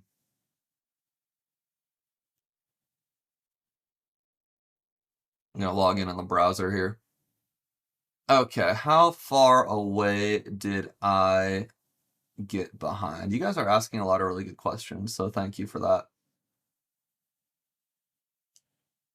It's actually kind of nuts, like how many people are asking good questions. I did not expect this level of quality questions. I currently have distribution, but it seems like my... Oh, okay, hold on. I skipped a couple questions. Oh, here we go. Oh, I found it. Okay, I found where we're at. Thank God. Pokejacks. Not sure if you ever seen my content. If you have, please be brutally honest. What do I need to do better? I don't know if I've seen your content. I don't want to sound rude. I don't really watch YouTube, like the video. I usually just click on a video and I listen, like when I'm at the gym or driving or working. Your name's familiar for sure. I've probably seen your content, but I can't place the name and the content. If you would DM me, that would be fantastic. Just DM me a video of yours, and then I'll hit you back. Sorry, you're probably make great content, and I've probably watched your content, but I can't place the name right now. I watch a lot of people. Smash Cafe. I currently have distribution, but it seems like my allocation on ME 2.5 is around 40% lower than previous special sets. Yes, Ascended Heroes is rough, like really rough. Cool Trainer Ryan was on a stream with somebody, Shiny Verk, and I think Cool Trainer Ryan said he's getting 80 ETBs of Ascended Heroes, which is like should be very triggering since he's one of the biggest vendors out there. So yeah, the percentage is, if anything, 40% lower is pretty good. Like I think mine is closer to 70% lower if I compare it to black and white ETBs. So yeah, it just sucks. It's just a shitty set.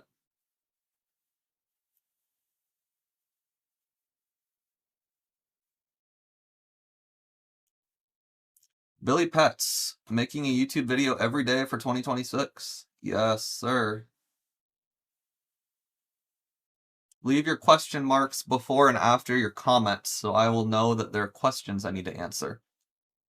Any tips to scaling for online sales when you don't trust the rando in the apartment and don't want to pay rent for a warehouse? Wife is mad, all this shit in the apartment too. You just have to kind of be okay with it. Like, we had Pokemon cards in our garage, our living room, our kitchen, our bedroom. We couldn't park in the garage, and when you live in Nebraska in the winter, that could be annoying. And my wife just kind of dealt with it, and so did I. It was frustrating. I mean, like, we had a lot of, she was very angry in certain circumstances because it got ridiculous. Like, we had like, there was a time where we had to crawl over boxes to get to our couch because we imported a bunch of empty boxes from Uline, and like I couldn't get them to the basement because the basement was filled. So we had 2 pallets of Uline boxes in our living room blocking the TV. It's just kind of part of the process. I would say don't pay for anything until like you're literally at the verge of divorce, and then consider if that's even worth it, to be honest. Like, it's growing pains, and I'm not even being funny. Like, it's growing pains, and if that is too much to bear, then I don't know. It's probably not worth staying in the industry. Now, as far as an untrusty rando in your apartment, insurance is good. I've never had a roommate other than my brother, so I'm actually a bad source for that. But I would say cameras, invest in it, whatever an apartment would cost, like a separate warehouse. If you spend 1 month's rent on a good camera system, you net. Not Ring, not Google Home, like a good professional camera system from like SEI or something, ADT, whatever. Invest in that, put it in a room, buy a lock, and just deal with it. Like, our life sucked for 3 years. I promise you, it will be worth it. Unless you're rich and have a lot of money and you can buy another apartment, but I wouldn't recommend it.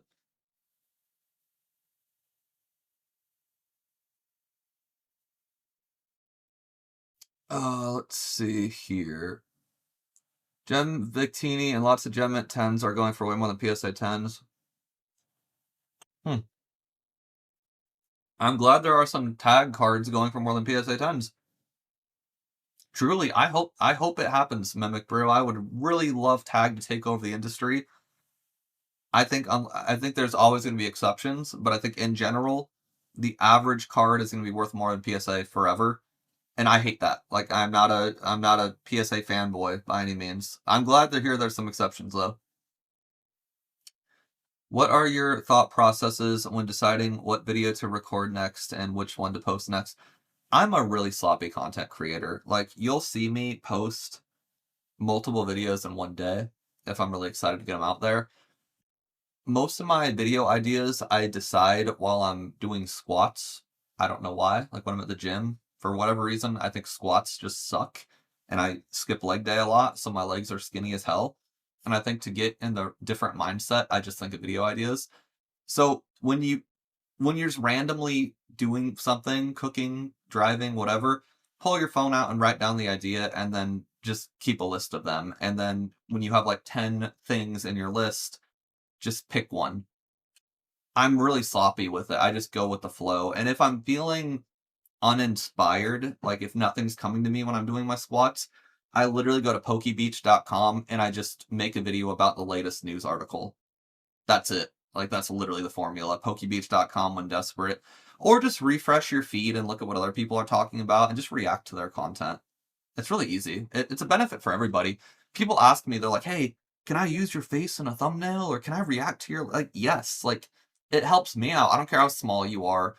You help me out and I help you out with my face in your thumbnail and your video on me. Like, just react to people. It's easy. I want to shout out a super chat from Billy Pets, $10 super chat. Thank you, Billy. I currently own a Pokemon-themed arcade in Michigan, and I have distribution. I was blessed to have built a brand new in the last 15 years, but content is needed. What camera do I use? Billy, thank you for the super chat. Really appreciate it. iPhone 14 or better. That's what I used for years. I did not have a better camera than this for years. Just do that. I promise you. If you want to go fancy, the Sony A6700, which is in my kitchen for some reason, but the Sony A6700 is a fantastic DSLR because it has built-in software that converts it into a webcam without any additional bullshit. A lot of DSLR cameras, they attach to your computer via cable, and then you have to like download different weird software to make it work. It's a pain in the ass, trust me. The A6700, it's essentially a webcam right out the box. Highly recommend it. I missed a few questions, but I'm going to go to the next super chat real quick. Shiny Trove, $30 super chat. My God. Thank you. Thank you. Thanks for the great business content. I filed an LLC, got a seller's permit, found Japanese vendors, bought supplies and tools, all within this month following your guides. Almost done with the website. Content incoming. Hey. That's crazy. Dude, thank you, and congrats. DM me when you start making content, and I'll take a look at your channel. Thank you for the super chat, dude, and congrats. Okay, I gotta go back to those comments I skipped. Hold on.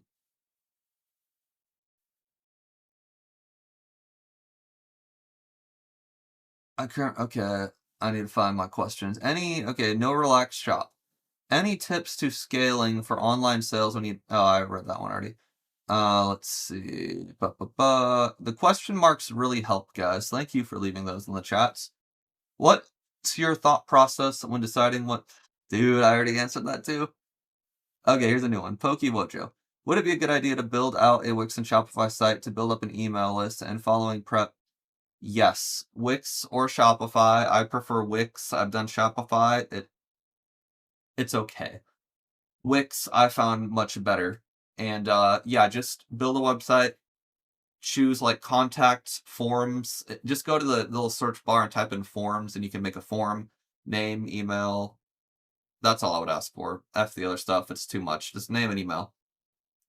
And yeah, if you have like a convention or something local, whatever, bring your iPad or a laptop, open the form, bring some physical spinning wheel. Hey, every wheel spin, you might win something. Just fill in your contact info here to be entered.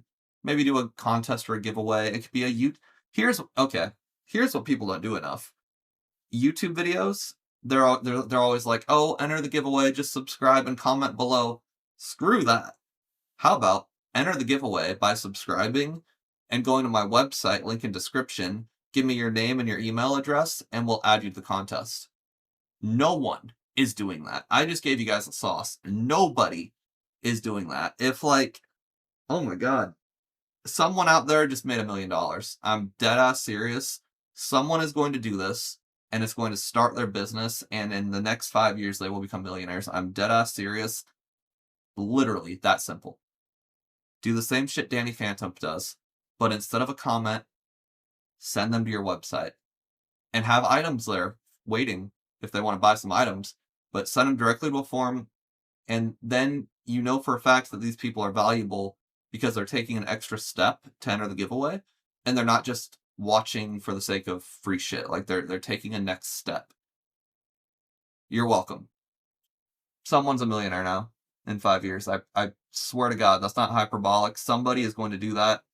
DJ's Poke Center is going to do that, and he's going to become a millionaire. Also, I work chargebacks for a bank. Are there terms and conditions on your site every time someone buys something?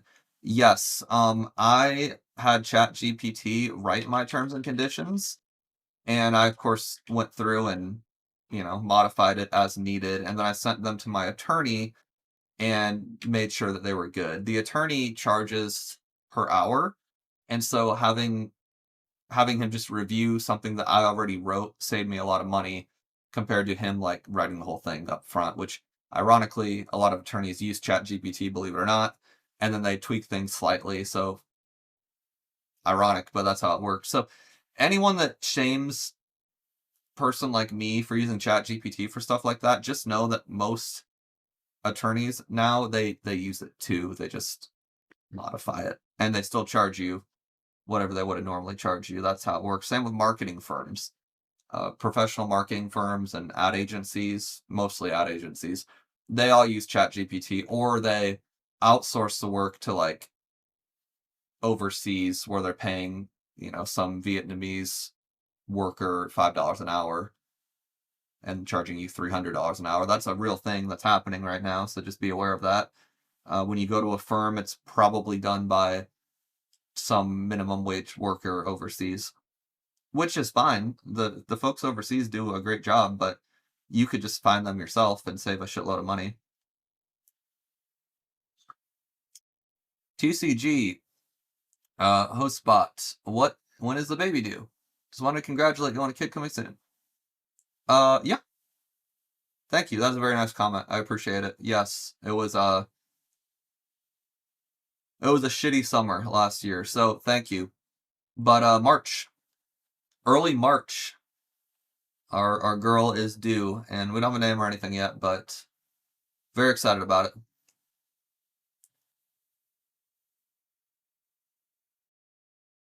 I'm about to make a huge decision with my hundreds upon hundreds of IRs. I'll just say that. I love Tag as an alternative to PSA. It just depends on your goals. If you're grading cards because you're a fan, like Mimic Brew's a huge collector. He's not like a business guy, he's a real collector. Hell yeah. Tag. Shout out Tag. I don't want a sponsorship. I just like you as a business compared to PSA. Drewski, curious on your comment on the video earlier. What content have you heard from me that you enjoyed or stuck out, trying to repeat it for others?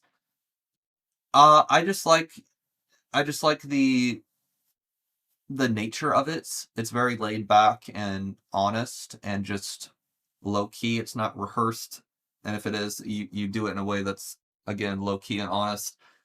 You deliver content the same way I do, off the cuff, natural. I think there's a lot to be said about people that deliver content naturally and off the cuff because it shows that you know what you're talking about. I don't know who is attributed to this quote, but they say that intelligence is measured in can someone explain a complex topic to a 5-year-old? And if you can't explain I can't even talk anymore. I've been talking for like 2 hours straight. If you cannot explain a complex topic to a 5-year-old and have them understand it, you don't actually know anything about the content. I think you do a good job with that.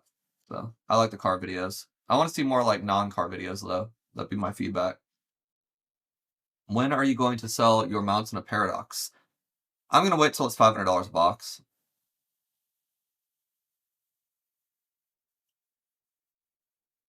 So whenever that is, I am in no rush to sell it. I don't need to sell it. 500 a box, whenever that is. Is there a type of content you think is missing from the Pokemon space that would be great to listen to or see? Actually there is, and Shiny Vert made up this idea, and I'm not going to leak his idea, but if Shiny Vert decides to do what he told me he was thinking about doing, that's the one piece of content I think is missing. It's really good. It's really good. I'll try to give you a real answer, though, that I can answer.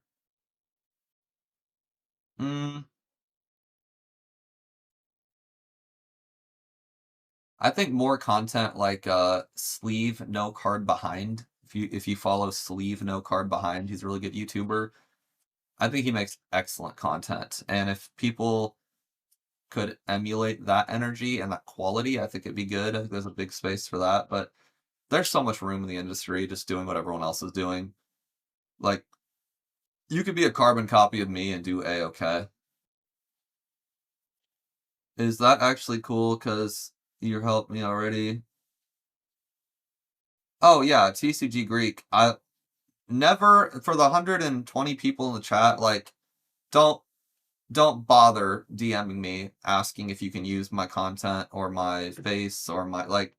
The answer is yes. I don't care if you're criticizing me or loving on me. I don't give a shit. Like, yes, it helps everybody. Kyle again. How many separate waves of booster box from a single set do you usually get from distribution? Like 2, it seems like. 2 to 3 at the very most. I've never had more than 3. Yeah, no more than 3. 151 we've gotten 4, but it was like different products, like poster collections was a couple, booster bundles. Yeah, 151 was at least 4, but every other set, no more than 3. Do you think it will take a few years before we see Battle Styles booster boxes at a 300 mark? No, I think that'll be this coming year easily, like by summer for sure. I mean, I'm not a professional investor. It would be very surprising to me if it was at below 300 by the end of the summer. Let's see. Oh, it jumped again. Hold on. I started content first. Should I follow through with your playlist for domain and email, etc., or wait till my initial? Have all your super sloth vibes, have all your shit set up before you make a sale. Trust me, because at some point you're going to make a lot of sales and you're going to be flustered. So get all your shit done and then start making sales. You will thank yourself in the future. And in a practical element, the more shit you do as far as name and social media, email, domain, blah, blah, blah, the more shit you do, the more official you're going to feel. And then the more successful you will become because it's all a mindset. The fake it till you make it concept. It's very real. I'm going to skip down. We have a super chat from Hectic. Thank you for the sauce. More of a personal question. How do you feel going into fatherhood? I've got 5. Wow. They will change your life. Good luck. Thank you for the super chat, Hectic. I really appreciate it. Excited, but also like, I don't know. It's a lot, I'm guessing. My best friends just had a kid like 3 weeks ago. So I'm getting kind of a good little preview. I got 3 months of practice with their kid. And it seems rewarding, also exhausting. They don't sleep much at all. I'm excited. I'm excited about it, honestly. I think I would feel a lot more nervous if this was like 2 years ago, but with my brother being full-time and my other 2 employees being fantastic, I have no worries at all about the business while I raise this kid. I'm excited that I can definitely go to all the dance recitals or soccer games or esports tournaments or gymnastics, whatever the hell she does. I'm very happy and excited that like the business is going to be taken care of. So thank you, customers. I appreciate you. You make my life easy. So a lot more confident than I thought I would be my answer. Catch 'em all central. Would you also try to sell locally on Marketplace and Facebook using the business profile to build some local sales? Yeah, selling local's fine, but you need to find a way to connect your internet self to your local self. Like, don't unless you need capital fast. Like, if you need cash, go for it. You do you, Sue. But if you're doing a vendor thing, connect your website to your vending. I've said it a few times now. Have a spinning wheel, make people sign up to your site to spin the wheel. If you're on Facebook Marketplace, and you're chatting back and forth, don't just make an agreement and take Venmo. Send them an invoice from your site with a link, or send them a coupon code after you make the deal. Go, hey, yeah, you want to do Venmo? Awesome. Here's my money, or take my shit. Give me your money. And then, by the way, if you ever want to buy from me in the future, I've got an online store. Here's a promo code for $20 off. Like, make it like really, really enticing. And never sell shit to someone local without informing them, not only informing them, but encouraging them to come to your site. If you just say, oh, I've got a website, it's Pokey, I need they already forgot. No one gives a shit. Give them a business card if you want, but make it enticing. I'm talking $20, honestly, like $20 off their first order. Whatever profit you made locally, I would say if it's $20 or under, just spend it on marketing. Truly. Otherwise, you're wasting your time. How do you go about finding a proper accountant for a small business? My accountant, is that the real crisp pie or is it a different crisp pie? Or is that just crispy? I don't know. My accountant was working with a bunch of real estate agents at Berkshire Hathaway, so I knew him through real estate. So just word of mouth. Any accountant's fine, probably. I wouldn't use like H&R Block by any means, but if you type in business accountant near me, look at their Google reviews, probably fine. Like, until you're selling millions of dollars of cards, any accountant's fine, even H&R Block. Once you get to the point where you're doing seven figures, find a like more of a strategic accountant that can do tax strategy. Like my accountant was already a strategic accountant. He worked at Berkshire and he got me like an S corp to save in taxes, and he did a lot of extra shit that like do I have a meeting with him? No, that's Friday. I literally thought I missed. I have a meeting with my attorney and I'm like, shit, did I totally ghost this guy? Okay, no, we're good. Find a strategic accountant once you hit like seven figures, but otherwise it really doesn't matter. Thought I ghosted my accountant or my attorney. I would have felt really bad. What else do we got? My dog is named Evie Snackbread. My first dog is named Evie, so my child cannot be also named Evie, unfortunately. Cute name though. There's a girl at the Cheesecake Factory named Evie. Cheesecake Factory in my town, my city. She's like 20, so her parents probably millennials. I have only sent an email to my email list once because I'm afraid of spamming.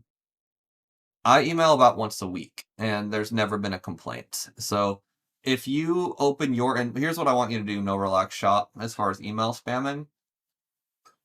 I want you to go to your email inbox right now, like open a new tab, go to Gmail, and look at how many businesses have emailed you, and decide if you're pissed off about it, because you probably aren't, because you haven't unsubscribed from them yet. So whenever you have a question about anything, look at your own behavior and extrapolate from there. Bells of Steel, it's like a gym equipment company. I bought a cable trainer from them. They email me like every other day, which I would never do because I would think that would piss people off. I don't really get pissed. I'm just like, I think every other day is a lot, but like once a week, trust, you're fine. Companies email you way more than once a week, I promise you, and you're not pissed off. So your customers won't be pissed off either. I need to email more, probably. Card Trader Australia. Love your content. Been following you for over 18 months. Damn. What would you consider too much content? I actually just made a video on this. Thank you for the follow, by the way. There's no such thing as too much content. Too many emails, yeah. Here's the thing with too much content. On YouTube, if you have 100,000 subscribers, I'm making these numbers up. Gary Vaynerchuk said this, Gary V. If you have 100,000 subscribers, real subscribers who actually watch your shit, and you post 3 videos in one day, the chance that your 3 videos are going to appear on the same person's feed on day one are slim to none. It ain't gonna happen. Like, you could post 10 videos, and chances are the same person won't see more than one of those videos in a day. It's just how the algorithm works now. Back in the day, your homepage was only filled with stuff your subscribers posted, and not, you know what I mean? Like, most of the shit you guys see on your feed, it ain't people you're subscribed to. And a lot of the people you are subscribed to, you don't see their shit ever because you're just not interested in whatever you subscribed to a year ago. Post as much as you possibly can. I would say every day, if possible. It's not going to be realistic, but every day if possible. And look at all your favorite YouTubers. Opossum Bud posts damn near every day. Team Rocket Joey posts literally every day. Nostalgianomics at least 4 or 5 times a week, and then he live streams, and the times that he's not posting.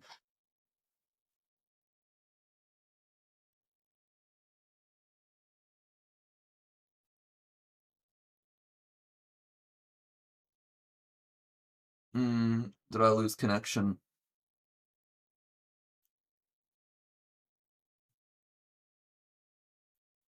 Feel like I lost connection, but maybe I didn't. Am I still live?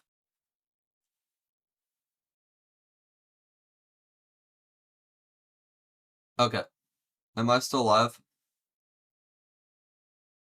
We are connected. Okay, thank you. My computer crashed for a minute. My browser crashed for a minute, I should say.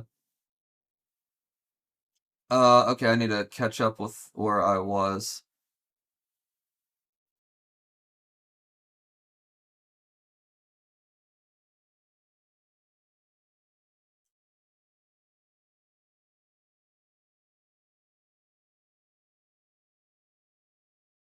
Okay. Let's see. That really killed my vibe. Yeah, and don't waste your time with short form content. Just make long form content, I promise. It's a waste of time otherwise. How do you think simplified Chinese cards will do over the next 1, 3, and 5 years? Zippies, I think the exclusive stuff's gonna do quite well. I think once simplified Chinese like starts catching up with Japanese and Korean, like if there's the reason why simplified Chinese is weird is because it's so late, so they're kind of catching up. Like the 151, there's like the four 151 types of boxes. Like they're just catching up with the rest of the world. So once they're caught up and all the sets are the same, I think those will be a lot less appealing. Unless Chinese always does its own thing. I don't think that's likely. The day that Chinese sets are the same as Japanese, are the same as English, are the same as Korean, I think a lot less people will give a shit. But as far as the exclusive stuff, I think it'll do quite well. I think it'll age very well. And if you can get in cheap, I think it's a good investment. I think all the stuff that's currently on the Chinese market is cheap enough where I'd personally be comfortable holding it for several years. And time will tell, but everything's so cheap and affordable, like I don't think that's much risk. I think the downside risk is very low. What else do we got?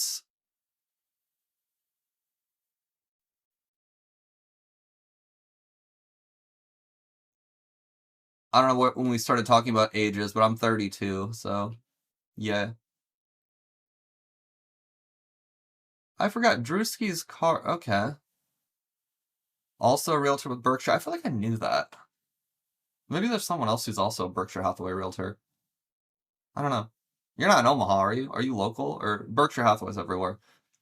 Um, Chakota. Hey, thank you for the super chat. Appreciate you.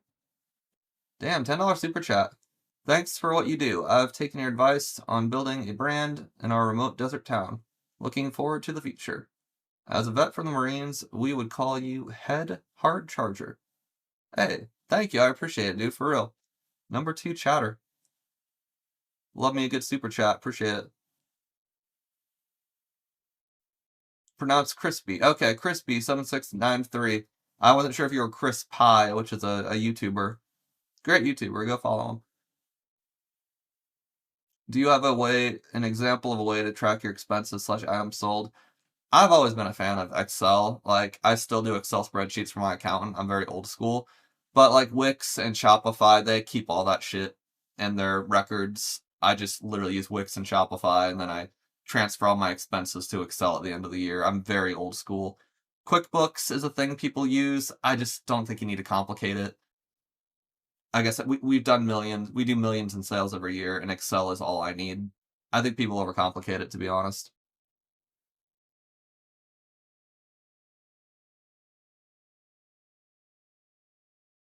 No relax shop. Recently had to close my online store for 10 days because of traveling. How do you handle this?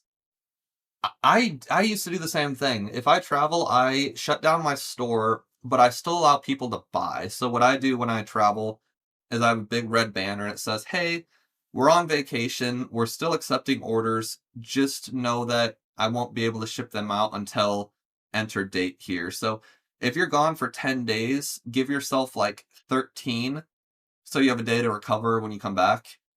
And that was fine. And ironically, I don't know if it's ironic, somehow I should say, I found my sales didn't really change much. Like people are more patient than you think there's no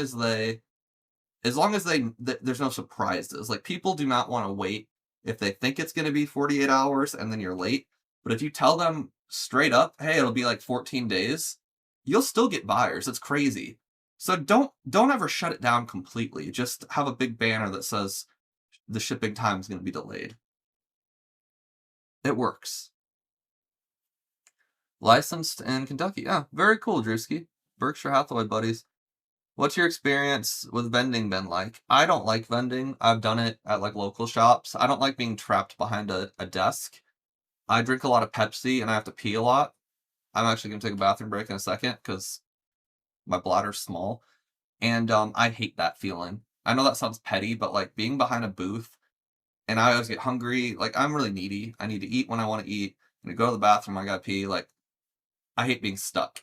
And I want to go around and explore. I want to like go up to people and chat. And when people want to meet me, they're like in front of my booth chatting, and I like talking to people. But then they're like in the way of the people that want to buy shit, and then the people that want to buy shit keep walking, and like that's fine. I'm not like that money hungry, but like at that point, I would have just rather been a person walking around and talking to you than a guy behind a booth. I hate it personally, but I see the appeal. Like it's probably a great way to make money. I personally hate it. If you want to leave a business question, put question marks in the beginning and the end of your chat. And that way I can see it easily. Midnight Archives. How should I promote myself and my business? I only have TCG Player and TikTok. I feel like I'm doing the same thing over and over. What I've said earlier today in Midnight Archives is if you're doing something and it's not working, it's probably just because you're not doing it enough. Like you're probably smart and you probably know about the industry. And so it might seem like it's not working, but like there's a good chance you just need to do more of it. So if you're making content, make more content. I would say you need to focus on landscape form, like horizontal and long form on YouTube, and build an audience that knows who you are. If you're only posting TikToks with cool cards like, oh, look at this Charizard, and like facts and pack openings, like no one's gonna remember who you are unless you're Deep Pocket Monster. Like when you're scrolling, when you pull out your phone right now, open TikTok and scroll. And if you can remember anyone's name that you watched, they're doing something good. Chances are you're gonna scroll, you're gonna see a bunch of people opening packs, and you're not gonna know what the hell you just watched. So make it so that you're someone people remember, and that's gonna take a lot more effort and thought than just opening shit. But you need to do that.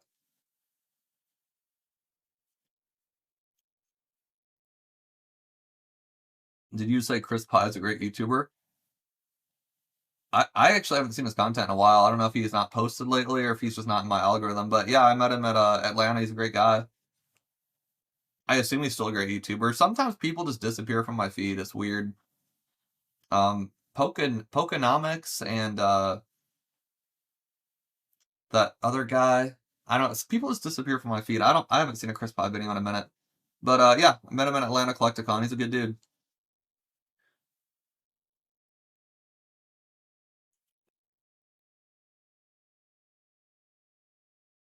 Last question before bed. I know it's probably better to stick to one category algorithmically, but is there a wrong way for content? Like, Bronze God, it depends. I mean, I wouldn't do gaming on a business channel, but personal stuff's fine. Like, I don't know.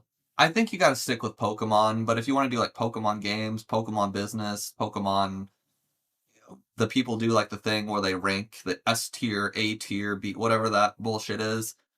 Pokemon news, rip and ships, like I think you need to stick to at least Pokemon in general. My YouTube channel, I do like Pokemon and business, so occasionally I'll make a business video that could really be tied to any business, but I'll still find a way to tie it to Pokemon. Like if I make a video called, I don't know, how to manage capital for an e-commerce business, like I'll throw the word Pokemon in there just to tie it towards Pokemon, even though it could apply to anything. So I don't know. I think mixing it up a little bit is fine, but I would not post like a Call of Duty video on your Pokemon channel. I don't think that would be good. TikTok PokeTubers are not long term. Yeah, yeah. Dream It collectibles preach. We got Snack8Y8 Snakes. I don't know. I don't know how to pronounce your name. Hello, welcome. Thank you for being here. Wait, this guy does live streams now? Nostalgianomics in the house. Nostalgianomics would be so proud of me. I've famously told Alex I don't do live streams on my own channel. And I don't. This is like my first one in probably a year or two. I love going to Alex's channel. I don't even know how to, dude, I don't even know how to set this up, truthfully. I do drip on my downstairs computer, and I've never live streamed from this computer before. I had no idea what I was doing. It sucked. But yeah. Nostalgianomics approval. Rocket emoji. Go follow Nostalgianomics. I'm sure all of you guys already probably do. If you're here, you like this kind of content. But go follow him. Would love to see a tier list. That's what they call it. Steel City Stacks. What's up?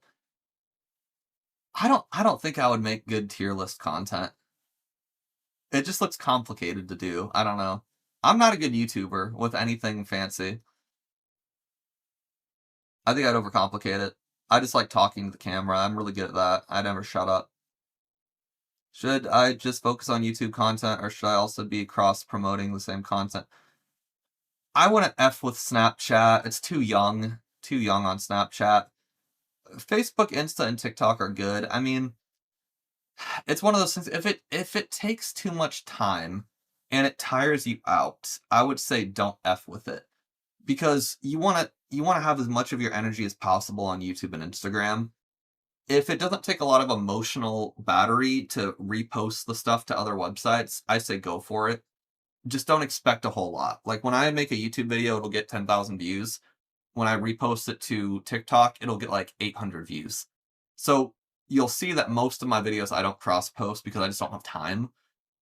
For the most part, cross-posting isn't fantastic.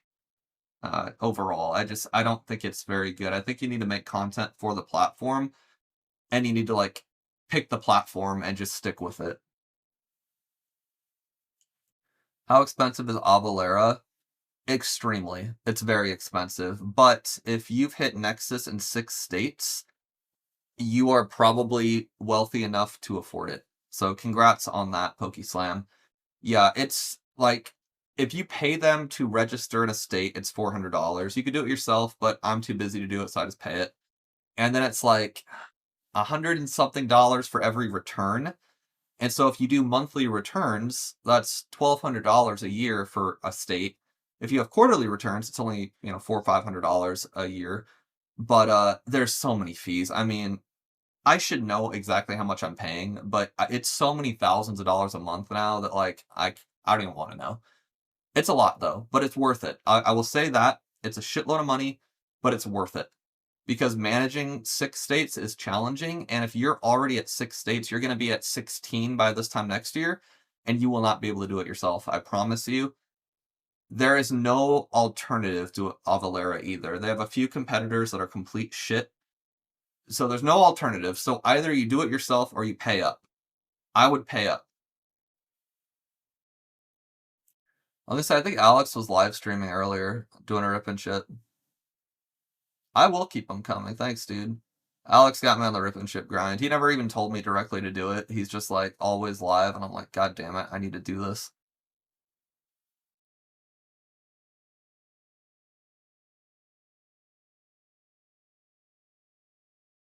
Nomic's in the middle of a 3-way Poke beef, including Mimic and TRJ. I am not familiar with that Poke beef. I love the drama. Alex is very like mature and responsible and doesn't really engage in drama much, as far as I can tell. I'm extremely immature and irresponsible, and I think just honestly bored. Mimic Brews famously told me multiple times that what does he say? Oh, that I hired people and then they did all the work for me, and then I got bored, so I started making dramatic content. And he's absolutely right. Like, I'm bored as shit. I get all my money from my employees, and I have nothing to do but be bored. He's absolutely right. I just don't give a shit. I love YouTube. It's been so fun. It's probably hurting my business sometimes. I just don't care. I think it's a blast. The most, for all the dramatic, immature content I've made, the most subscribers I've lost in the past year have been from trashing One Piece, which I think is hilarious. Like, of all the things I've done that are cringe or like immature or irresponsible, I've never lost more subscribers than when I called out One Piece for being a poor long-term investment. Yeah, I am honest. I really don't give a shit. Like, here's my perspective, and I explained this to somebody. This is a tangent while I wait for more questions. With English cards, Destined Rivals, for example, between my 3 suppliers, I got 900 boxes of Destined Rivals. I have 80,000 people on my website, and 40,000 of them are email subscribers. So you can imagine that 800 booster boxes, 900 booster boxes against 40,000 people. You can imagine those. I mean, they sell out in 10 minutes. So, like, ironically, I need less customers. Not really, but like, I don't give a shit if 20% of them leave because they're offended by me making a joke about somebody. Because, like, what am I gonna do? If Southern Hobby starts giving me 20,000 Destined Rivals booster boxes, I'll try harder to be less offensive. I know it's based and it sounds immature, but I don't care. I think YouTube's fun. Japanese sell boxes with no shrink wrap cheaper, I imagine, for the shop. Japan does sell shrinkless boxes for a better price. I don't buy those. I don't trust them personally, but it is a thing. What's your opinion on creating content for multiple TCGs? I play Pokemon on One Piece competitively, but my algorithm audience... The only person I've seen that can successfully make content on multiple TCGs is Rudy from Alpha Investments. I've not seen anyone else do it. PokeProfits has a One Piece channel, and that's going really well because One Piece is booming. But that's a different channel. So on the same channel, I've not really seen people successfully do it. I'm not saying you shouldn't, but I just think for the most part, your audience is probably going to be there for Pokemon, and if you post a video that's not Pokemon, like, it's probably not going to get a lot of views. The only reason Rudy can get away with it is because he's essentially the god of this stuff, and people don't really watch him because they're Magic fans, or because they're Pokemon fans, or because they're Flesh and Blood fans. They watch him because they're fans of Rudy. So if you can get the notoriety that Rudy has, you can talk about anything you want. I'm not at that level yet, but, like, at some point, I'm going to be able to make a video about My Little Pony cards and still, like, get a shitload of views. Just not there yet. Thoughts on the sticky note being found inside the Japanese boxes again? I don't know what that is, Steel City Stacks. Thoughts on the sticky notes being found inside the sealed Japanese boxes again? I have no idea what that means. If that's a controversy that's currently happening, I miss the drama on that. If there is a takeaway from all you said today, what are the 3 don'ts and do's? Make content, make it long form, and make it on YouTube, and build a community. Wait until you have 6 figures of sales and 10,000 subscribers on YouTube before you start bugging distributors. And what would be another do? Use ManyChat on Instagram to increase conversions, and your sales funnel, it's totally worth it. For don't waste your time with short form content. Don't open packs for content because you are not PokeRev and you will not make money opening packs. And don't over leverage on Japanese. If you're a new store, start small. There you go.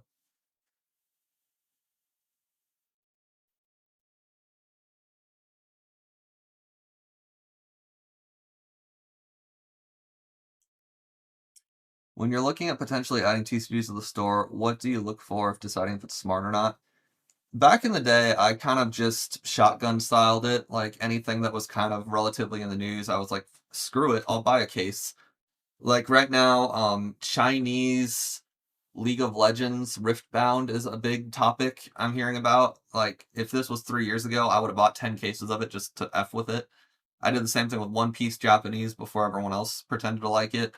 I did the same thing with Korean. I did the same thing with Thai Pokemon cards. Like, I used to just kind of shoot from the waist. Is that what, like, shoot from the hip? I just randomly bought shit.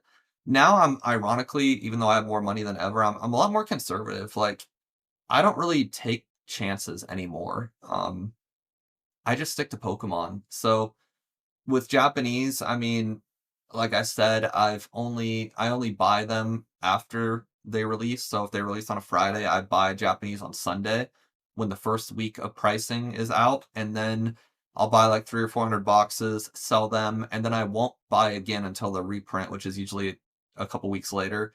So I buy everything that's Pokemon, but I'm a lot less risky at this point. Do you think Latin American Spanish cards will take off? No, I don't. I have a strange amount of Spanish-speaking customers. A lot of them are like Southern California, Mexico area, and so I would have thought that Spanish cards would be a huge hit, and they were not. No one gives a shit. So I would stay far away.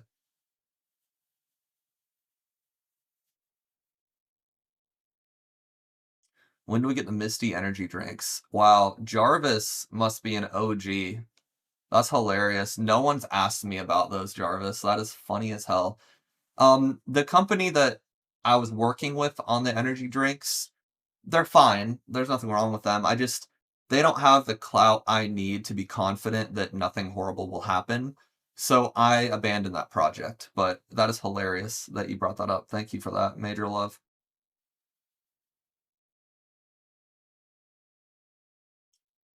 So the sticky note, I saw it on X with Sakura responding to it. Apparently someone found a sticky note naming the hit that was in the pack. It was a box he sold. That's terrifying. I hope that doesn't happen to me. Yikes. Snack Bread, have a great day. Brian, why do you like to help so much? Well, since Mimic Brew's here, I'll be honest, I'm just really bored. I love YouTube, and it's the only thing that makes this business fun at this point. So I just love making YouTube videos, and this is the only thing I know how to do.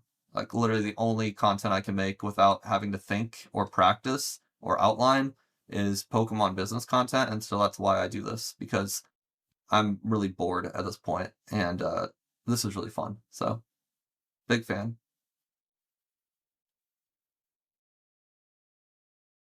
Okay. Uh, on that note, it's been like 2.5 hours. Is Phantasmal Flames a good investment? I wouldn't buy it at the price it is now. I would wait till I reprint and then hold it, but I think it'll go down to MSRP at some point. Freddy. It's been 2.5 hours. I'm about cooked, honestly. Yeah, this was fun though. Thank you guys for all coming. I appreciate all the super chats, all the great questions. I hope I gave you guys some value. And yeah, 2.5 hours. That's a long time. God, 2.5 hours of just answering questions is insane. If you guys think we should do this again, like next week, let me know in the chat. It seems like a lot of people will probably show up. But yeah, buy myself at Pokeannie.com and definitely come back for the next one. We'll do this again. I enjoyed this. This was a good time. Keep being bored. Love it. I will do my best. Will absolutely do my best to keep being bored. All right. I need to figure out how to end this thing. Here we go. End broadcast.